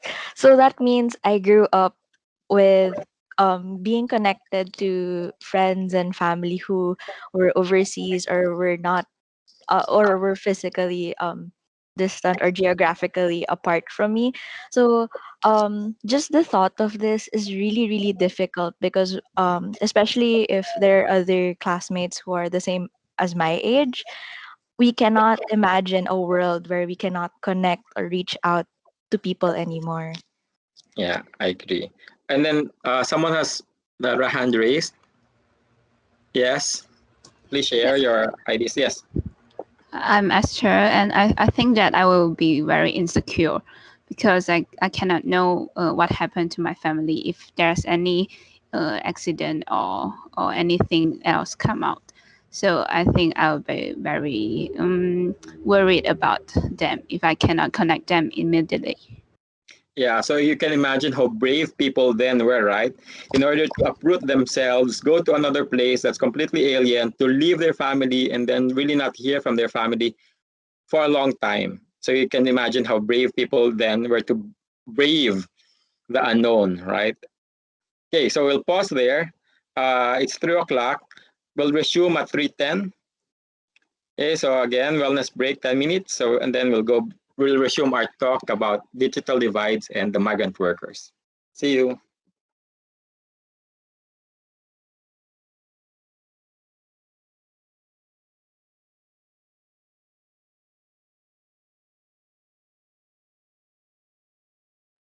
Okay, is everyone there? Are you back? Okay, there's a comment from Renz Alcazar. He said that I would feel anxious because I cannot be acquainted with what's happening in my home country and with my family. Okay, so you can imagine, as I said earlier, how brave people were in leaving their home country before, knowing fully well that they wouldn't be able to communicate, that there would be no simultaneity between their home and host countries, that they would be so far detached from each other. As I said, we left earlier at 1946 when the Philippines got its independence from the US, well, regained its own independence in 1946. And then in 1965, what happened? The US had a new Immigration and Nationality Act, and it allowed for US citizens and legal permanent residents to bring their relatives to the US. So those farmers who had stayed in Hawaii or had moved to California could now then bring their families bring their families to the USA. So again, Hawaii and California for the most part. What happened? This now we're mostly doctors, nurses, med techs, accountants, engineers, military, religious, uh, teachers, lawyers, dentists, and other professionals. Why? Going back to the 1900s, those farmers, even if they didn't earn much in Hawaii or California as plantation workers, were able to remit money back to the Philippines where their income was much more than their neighbors. So they were able to send their children and other relatives to school. So by that time, this new immigration law came out in 1965, their families were better educated compared to the rest of the population. And these were the people who now could move to the US following the 1965 Immigration Reform Act. So why is this important? You can see now that look at the most common language spoken at home other than English or Spanish, Tagalog for California and Nevada. And you can see how pockets of migrants, like Vietnamese in the Midwest, Koreans in Southeast US, etc. So these are the waves of chain migrants across different generations. Oops, PowerPoint format is not full screen. Let me see.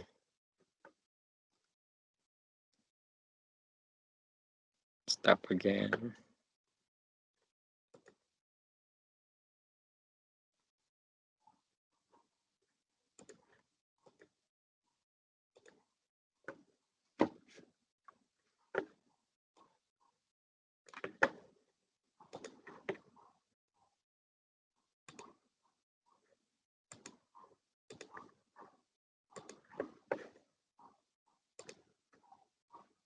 about now? Is it better? Oops. Yes, Is sir, it better? Okay. I have to get the hang of the Microsoft Teams. Okay, now see, between the Philippines and the US, as we mentioned earlier, there's significant digital divide. So even if the new migrants in the US could really enjoy the technologies in a developed country, because their relatives back home in the Philippines didn't have such technologies, there was a significant divide between them. So even if the Filipino Americans already had telephones in the United States, their relatives in the Philippines did not have telephones. So there was a big digital divide between them. This digital divide prevented them from leading or having simultaneous lives. So again, we shared this data earlier just to reinforce the lesson from earlier that the divide between the Philippines and the United States has an impact on family relations. The same with the worldwide speed of the internet between the United States and the Philippines.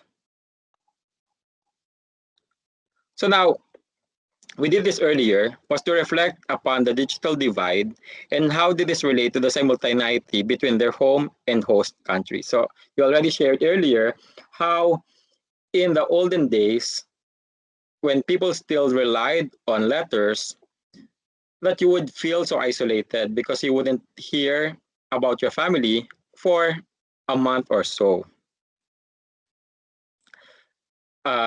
But even when there were already telephones available universally in the United States, because the same is not, there is no universal telecommunication infrastructure in the Philippines, then such communication by the telephone is also not possible. So not simultaneous still. So let's move forward with overseas Filipino workers. The first two stayed in the United States essentially. But now we have the third wave of migrants from the Philippines. And maybe some of you will be more familiar with this sector of overseas Filipino workers. They comprise the majority of Filipinos now overseas, working in various parts of the world. So this started in 1974 with this presidential decree, which formalized the export of Filipino workers.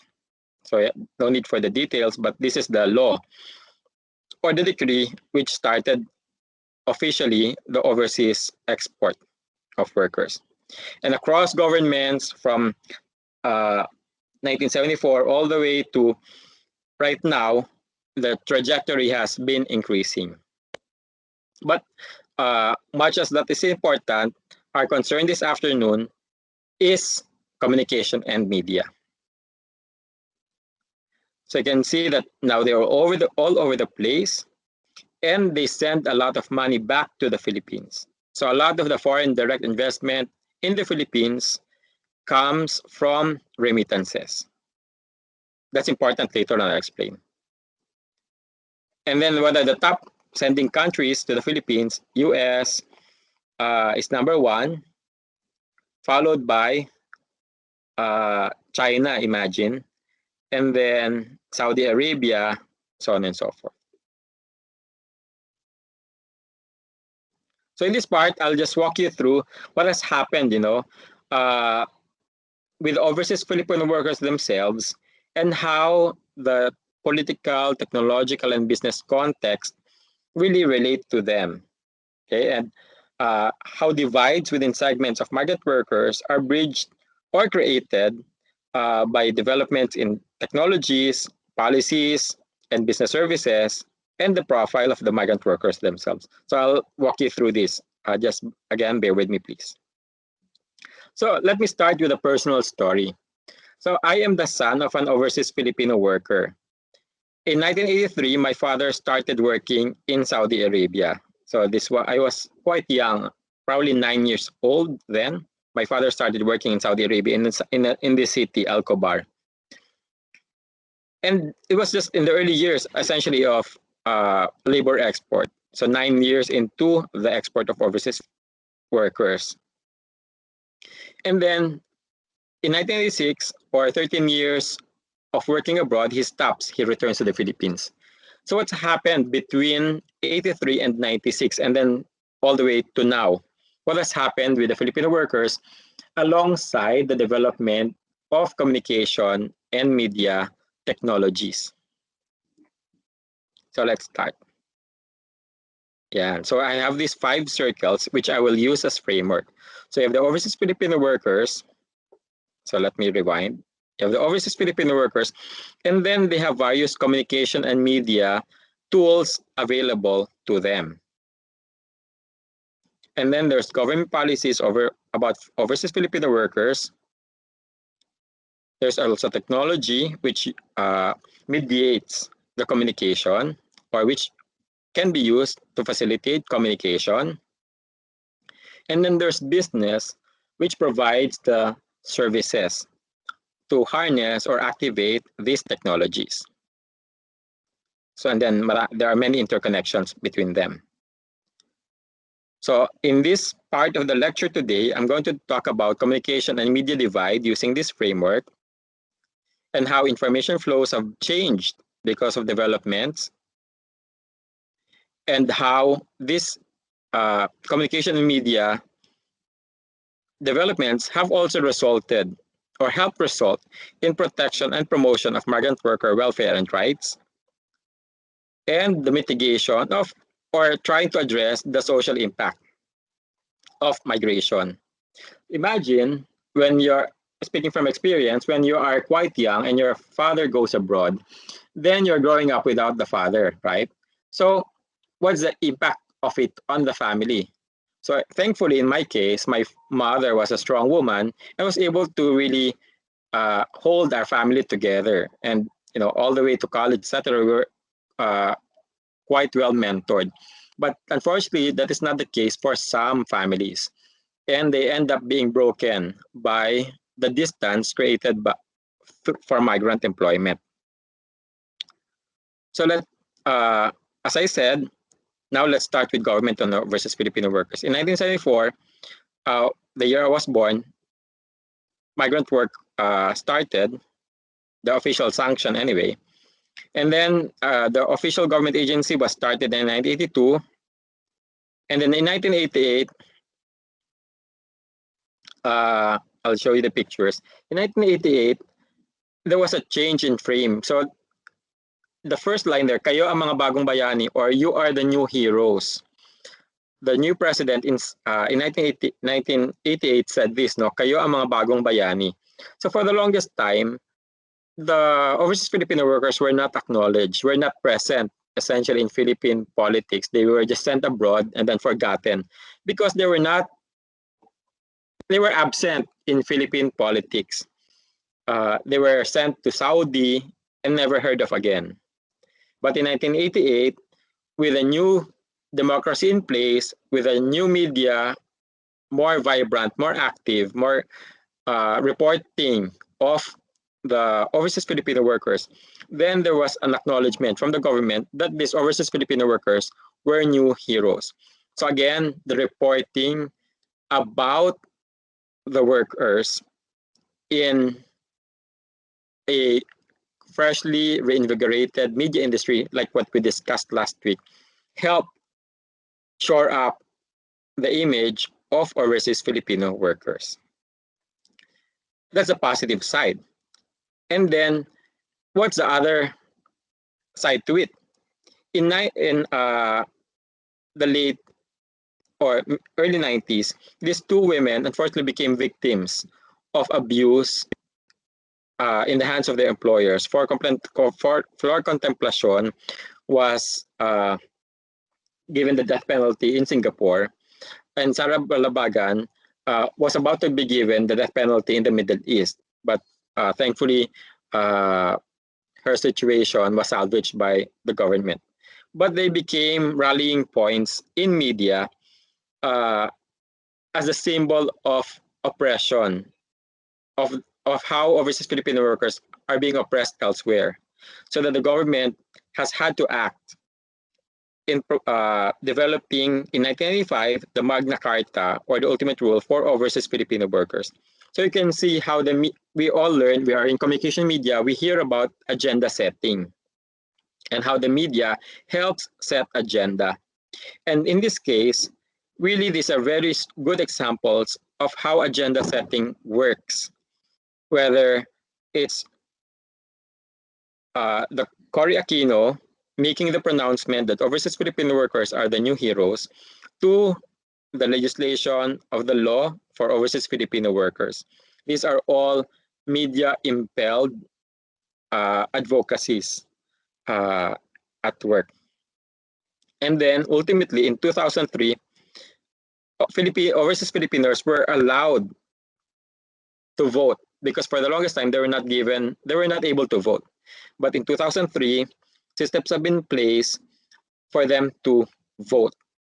So for instance, when I was working in Singapore, I was able to vote at the Philippine Embassy because of this Overseas Absentee Voting Act.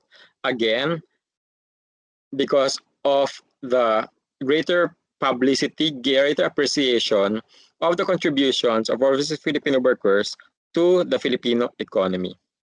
So you can see how a lot of government work or response is instigated by agenda setting from the press.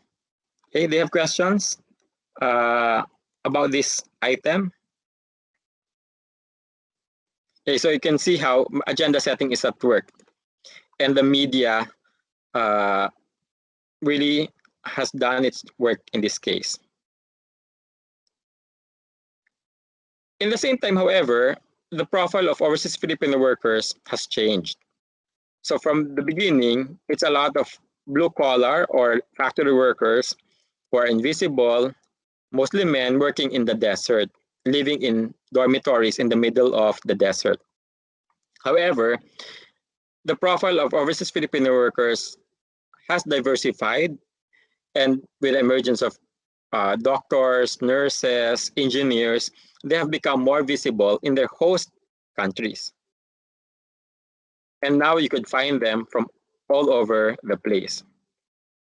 So you can see before this was the image. Like my father, he was part of this exodus of men who worked in Saudi Arabia. He worked for Air France before in Saudi. Okay, but now, like I taught in Singapore early this 2010 to 2015, something like that. I'm part of the new profile of overseas Filipino workers who are in white-collar occupations in all over the place. Now, we talk about the digital divide.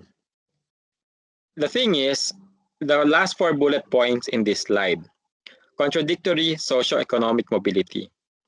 A lot of the workers who left the Philippines actually got underemployed in their host country. For instance, doctors in the Philippines would sometimes become nurses in the US, or engineers and architects in the Philippines would become draftspeople or technical professionals elsewhere. So in this case, in order to get more affluent back home in the Philippines, they went down in the social ladder. That is what we refer to as as contradictory socioeconomic mobility. To get ahead economically, you have to downgrade yourself socially. In the process, because they earn more income now, they comprise the middle class in the Philippines. And because of this relative affluence, then there's chain migration. That's why you can see families moving from regions in the Philippines to specific regions elsewhere in the world. And then there is before there was stigma, that overseas Filipino workers were lower class citizens, but as I've said, with the proclamation of Corazon Aquino that there were new workers, there was pride to it. And see, like John Ponsaran has said in the chat, that during the time of President GMA or President Arroyo, overseas Filipino workers were also referred to as overseas Filipino investors because of their contributions to the Philippine economy. So the government is keeping on reframing the overseas Filipino worker experience. What's important for our class today is that media has helped define or frame the role of overseas Filipino workers for Filipinos themselves. Because before, we really didn't know what was happening to them in Saudi, in the US, etc. But remember from our class last week in 1986, with a new administration after the dictatorship, media establishments opened again. And they reported more about the lives of overseas Filipino workers. So there emerged a consciousness and a newfound gratitude for overseas Filipino workers. So the impetus here was communication and media, the mass media to begin with. But how about interpersonally? So until the 1990s, my time essentially as the son of an overseas Filipino worker, we had letters and cassette tapes. There wasn't as much, especially from 1983 to 1986, news about them, and highly asynchronous. Okay, what does this mean? So I'll show you. Here's a letter. So when I was growing up, we would receive this letter from my father, and we would reply using a similar format, really like this, in ruled paper, etc. Sometimes we would send a cassette tape. Do you know? Let me pause here. Are you still familiar with the cassette tape? Maybe you can raise your hand if you're still familiar with the cassette tape. Okay, good. 1, 2, 3. How about the younger ones? Do you know what a cassette tape is? Okay, so essentially that's what we had because we wanted to hear each other's voice. So sometimes when we are, especially when people are feeling homesick and the written word is not enough, then we would do a recording like this for 60 minutes. You can see 60. So we would record our stories in this tape, and then it would be sent by mail. Now the problem was mail was so slow. It would take at most, well, the fastest, 2 weeks for the letter to come from Manila to Saudi, and then for my father to reply back, it would take another 2 weeks. So remember, for the cable, it was 21 minutes already. For us, it was 2 months.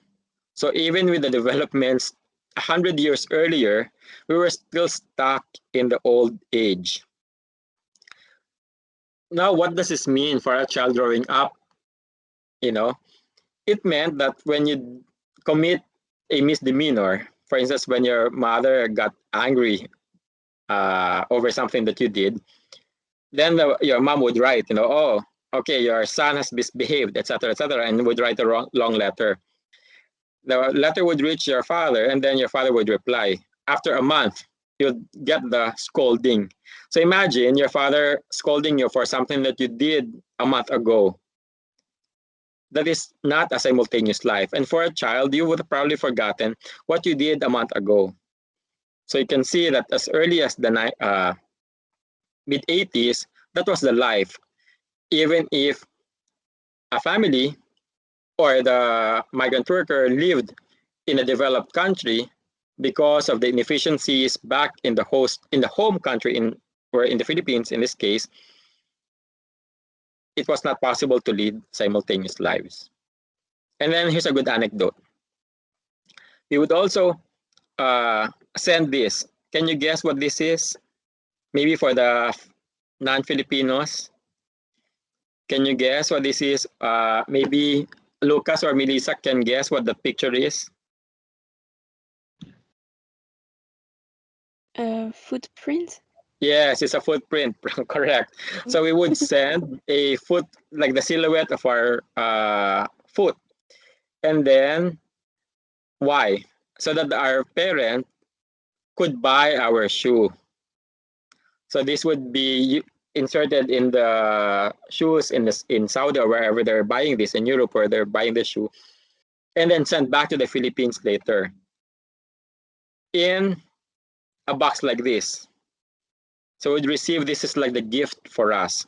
So this was communication for us. It's how affection and appreciation was communicated to us then.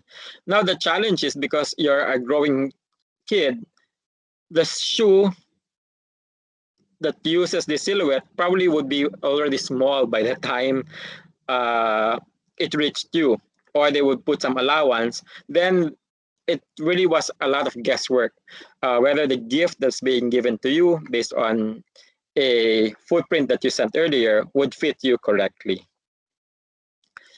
Why? Because people were trying to lead simultaneous lives, right? People were trying to approximate gift giving.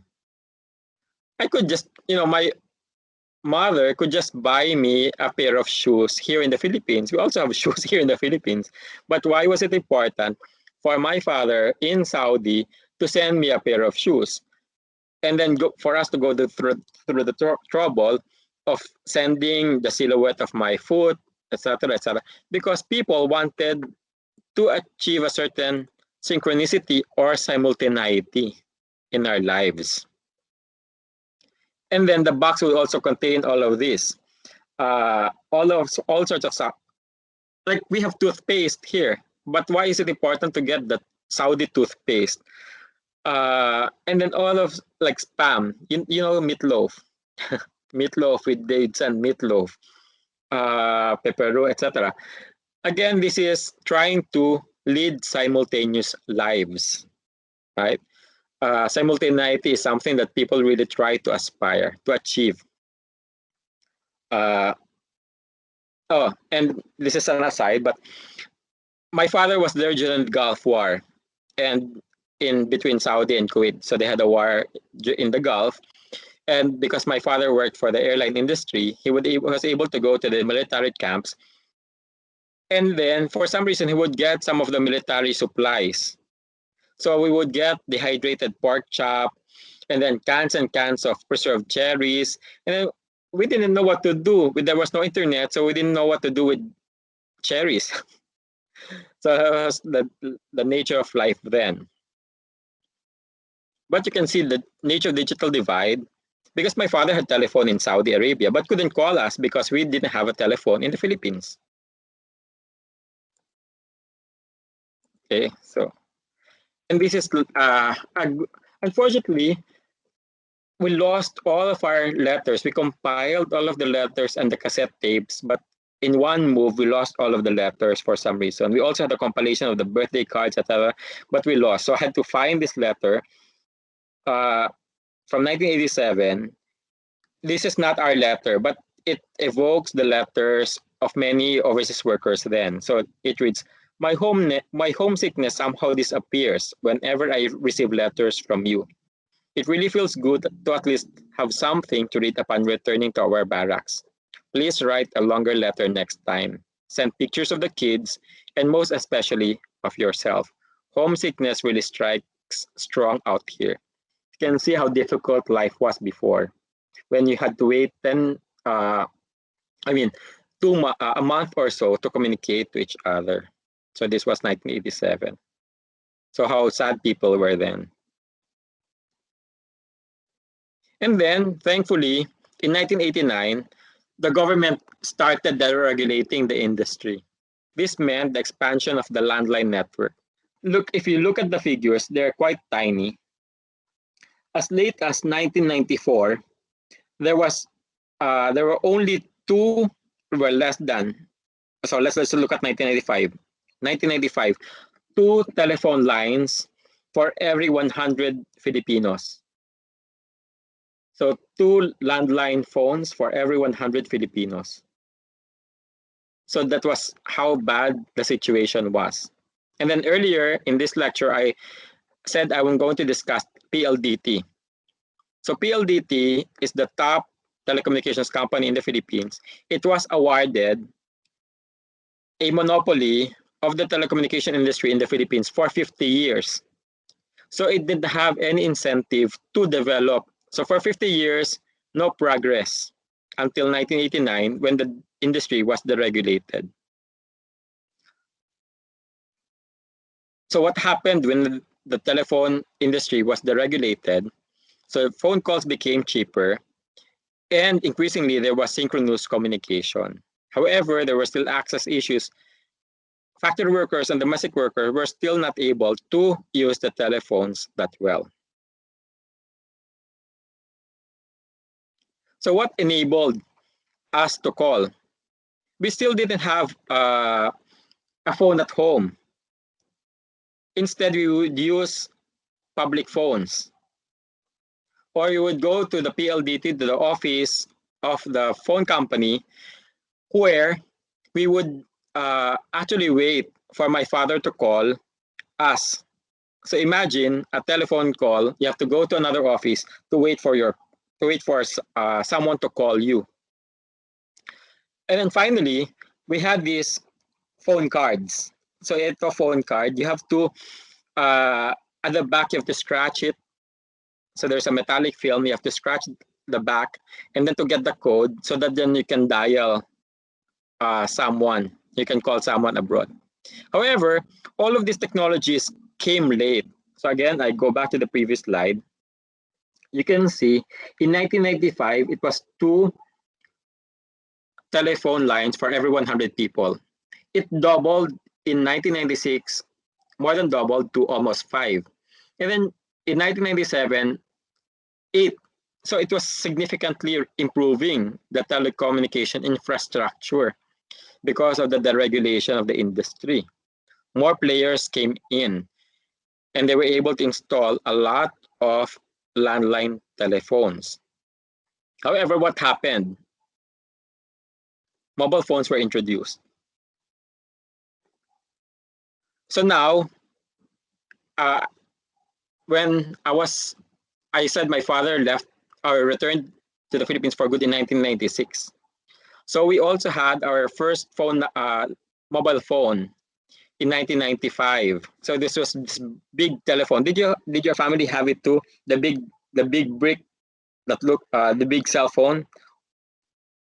Or maybe you weren't born yet. When were you born? Ming Ming and Lorna, when were you born? What year were you born? I was born.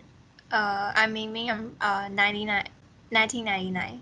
Okay, 1999. How about you, Lorna? I was born 1998, but I've seen my dad. My dad kept a really large cell phone at home for kind of a memory. Nostalgia, yeah. So I've seen that. Yeah. Okay, how about Melissa Lucas Ari? What's your recollection of the cell phone? First cell phone in your family? I think it was my dad. Yes. Cell phone. I don't know. Okay, but you already had a phone by the time you were a baby, I suppose, right? Your family, yes. your father, yeah. Yeah. How about Lucas? The first cell phone, I think in the early 2000s. I mean, I'm 95, so a bit older. But we also had like one of the earliest internet contracts for DSL already in the 90s. So we are quite early birds here. Yeah, that's good. Okay, how about Ari? The first cell phone was one of the black and white Nokias. But I'm actually 92, so I really? the earlier cell phones, yeah. Okay. How about Esther in Malaysia? I think it's my mom's one, the Sony Ericsson one. You have to press it. Okay, so it was the keypad, right? So this was for us. It was 1995. We had this the size of a brick. It really was very heavy, but it was so important for us because then we didn't have to go to the telephone company to wait for my father's call. And then, even with the time zone, people had this sense of security that even if they couldn't call, because calls were still expensive, even if people couldn't call their families, they felt secure that at any time they could call. So imagine it again. Even if they're not going to call all the time, because the phone call was still expensive using the mobile phone. What was important was that people felt safe and secure that if they wanted to call, they could call. Remember the case of the Hawaiian farmers or the 1965 migrants to the US who didn't have this means to contact their families immediately, how isolated and separate their lives were from each other. Now, even if they didn't instantly communicate with each other, there was a sense of security and comfort that they were next to each other. So the cell phone was like family. It was their umbilical cord to the home country. So it was direct access. Again, they could control the budget because it was prepaid. Oh, and then 1995 was important. Texting was introduced. 1995 was introduced. Why is this important? Filipinos love to text. Such that in 2000, we were labeled the texting capital of the world. And in 2001, a president was impeached supposedly because of a texting rally. People were motivated to gather in a demonstration in 2001 against a president, and they were mobilized via text.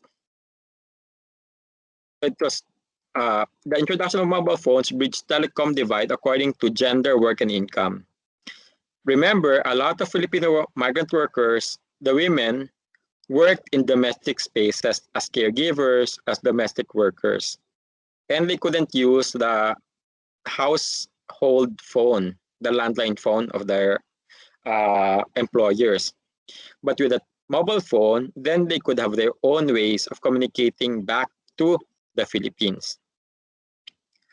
So we had also reports before that one of the things employers would do was take away the mobile phone, unfortunately, so that the workers wouldn't have a way of communicating with their families should there be problems.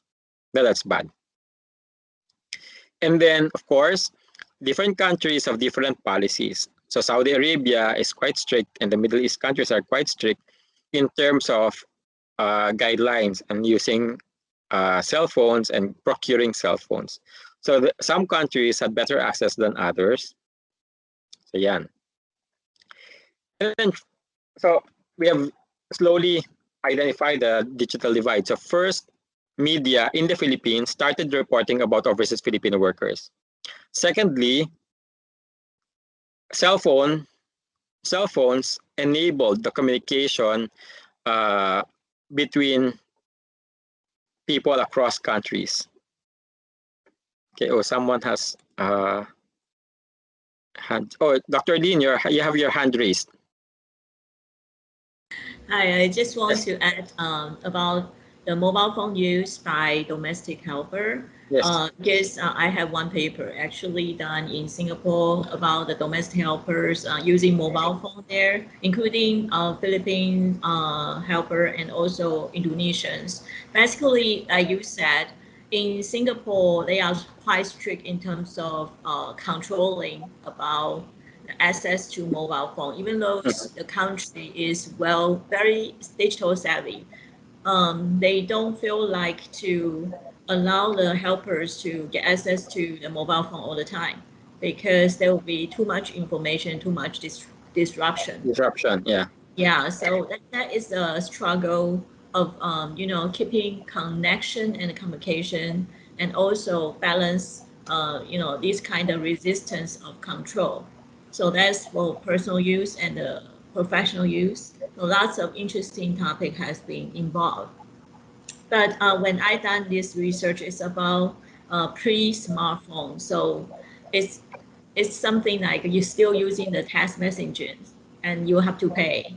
But later on, I think with the current like Line, WhatsApp, this kind of messaging, I have another research with students. I think that's much more, it's like a free access, but still will be influenced by the countries and the households because that's their working environment. Yeah, that's what I want to sort of add. Yes, that's a very important, Dr. Lin, because we were talking about simultaneity. So where are you being simultaneous? The extreme is you are in Singapore, but you're actually in the Philippines all the time. So you're no longer paying attention to your work in your host country or in Singapore, for instance, because your mind is always in the Philippines and you are always connected to the Philippines. So you can see that now the pendulum is swinging, right? Before with the Hawaiian plantation workers, they were always in Hawaii. The Philippines was very absent in that case. Right. But now, especially there's no more cost, right? Because with Messenger, everything's free, WhatsApp, Viber, etc. There's no additional cost to communicate, which means that you're always present in the Philippines. And to the extent that maybe you are starting to become absent in your work in your host country. So you can see how on the one hand, we have been able to address digital divide, but there are issues of simultaneity appear. Okay, so that's excellent point. Yeah, thanks. Yeah, thank you. And then now earlier, I talked about how local media started to cover Filipinos abroad and essentially reported on their problems or their plight abroad. But pendulum swing again. In 1994, the Filipino channel started, which means exporting Philippine media and entertainment. So now, people could access Philippine media content. So another layer of homesickness has been addressed. Before, they could only hear about Filipino celebrities, etc. But now, they can watch the celebrities at the same time as we are watching them. So the interaction is instant as well. And that's additional revenue for local networks. And sometimes in the foreign market, other audiences also get attracted. In Indonesia, I understand some of the soap operas or drama shows exported by Philippine local networks have become quite popular. So that's part of the digital divide too, accessing entertainment content.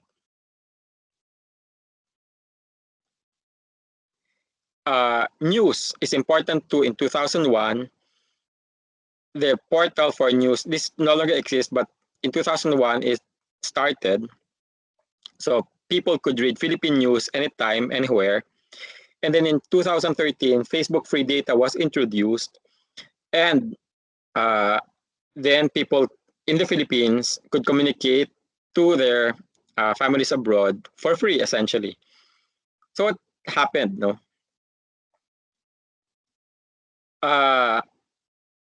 these two items with the emergence of online news, Philippine online news across the world, and then communication via social media. What do you think happened? Remember, in 2003, Filipinos were also allowed to vote in Philippine elections. So you could see that now the overseas Filipino workers comprise a significant population, a significant lobby. So they are an important voting bloc.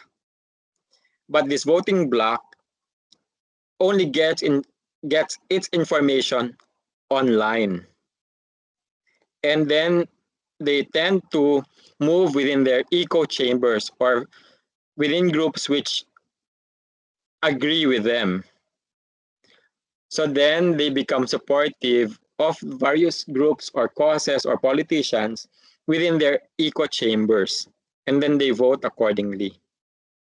So this poses a significant concern for Philippine politics because on the one hand, it is important that every Filipino citizen gets to vote. On the other hand, what gets to be the basis of the vote, right?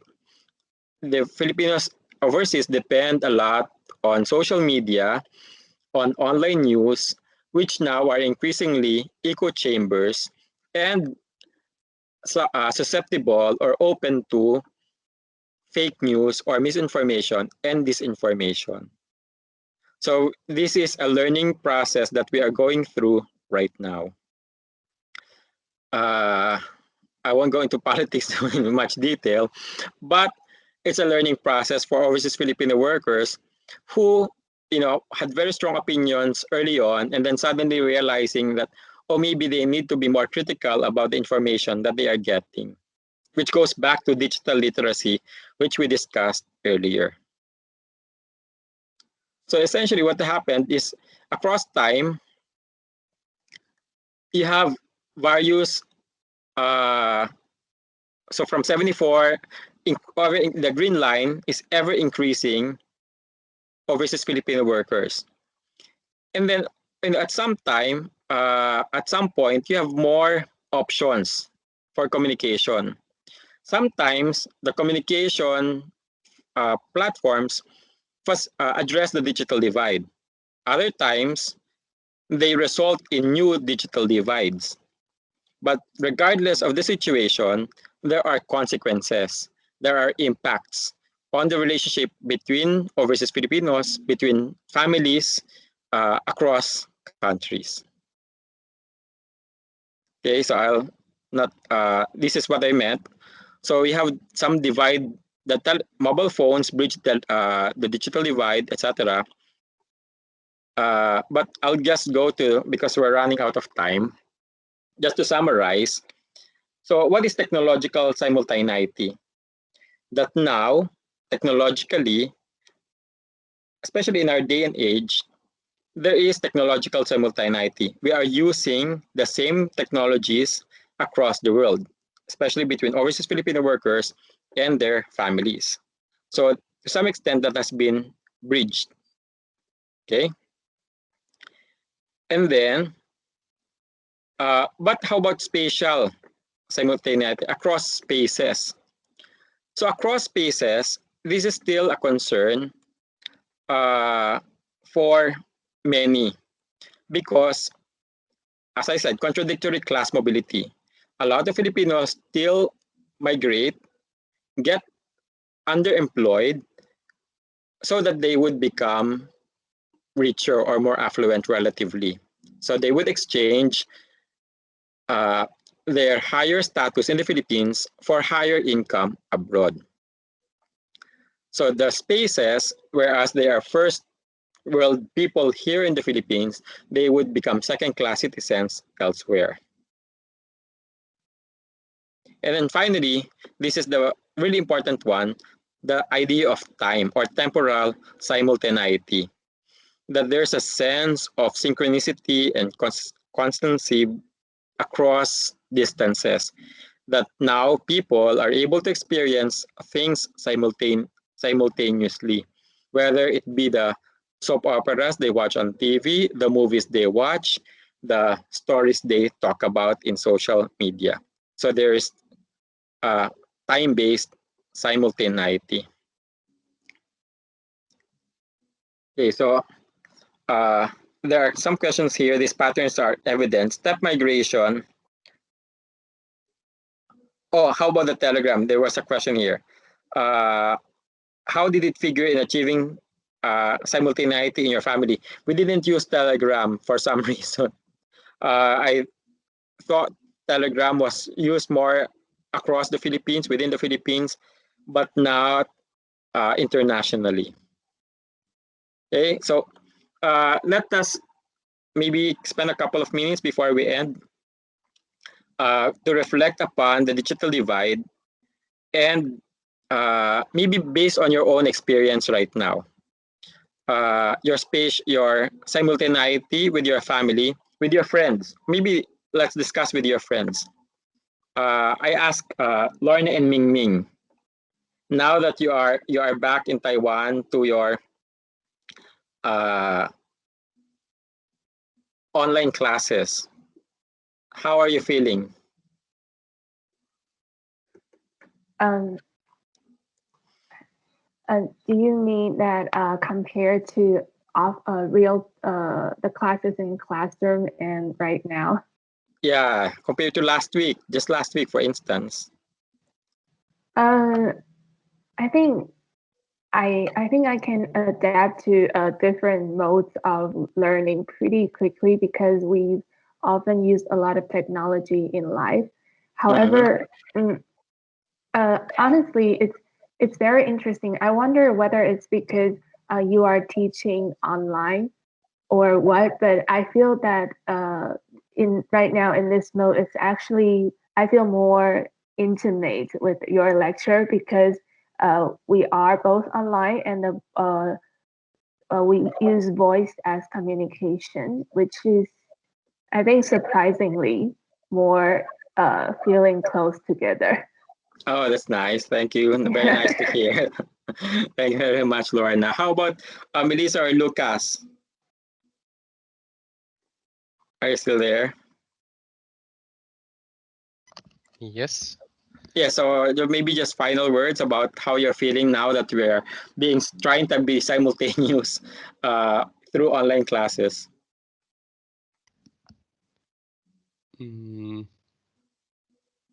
you just repeat the question? Sorry, I didn't understand it. Because you are in Germany now, right? Yeah.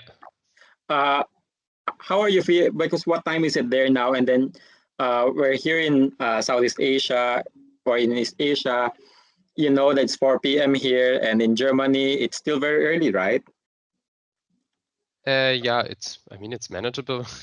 Okay, so it's how are you feeling that we're doing this across such big distances? Does it matter anymore or not?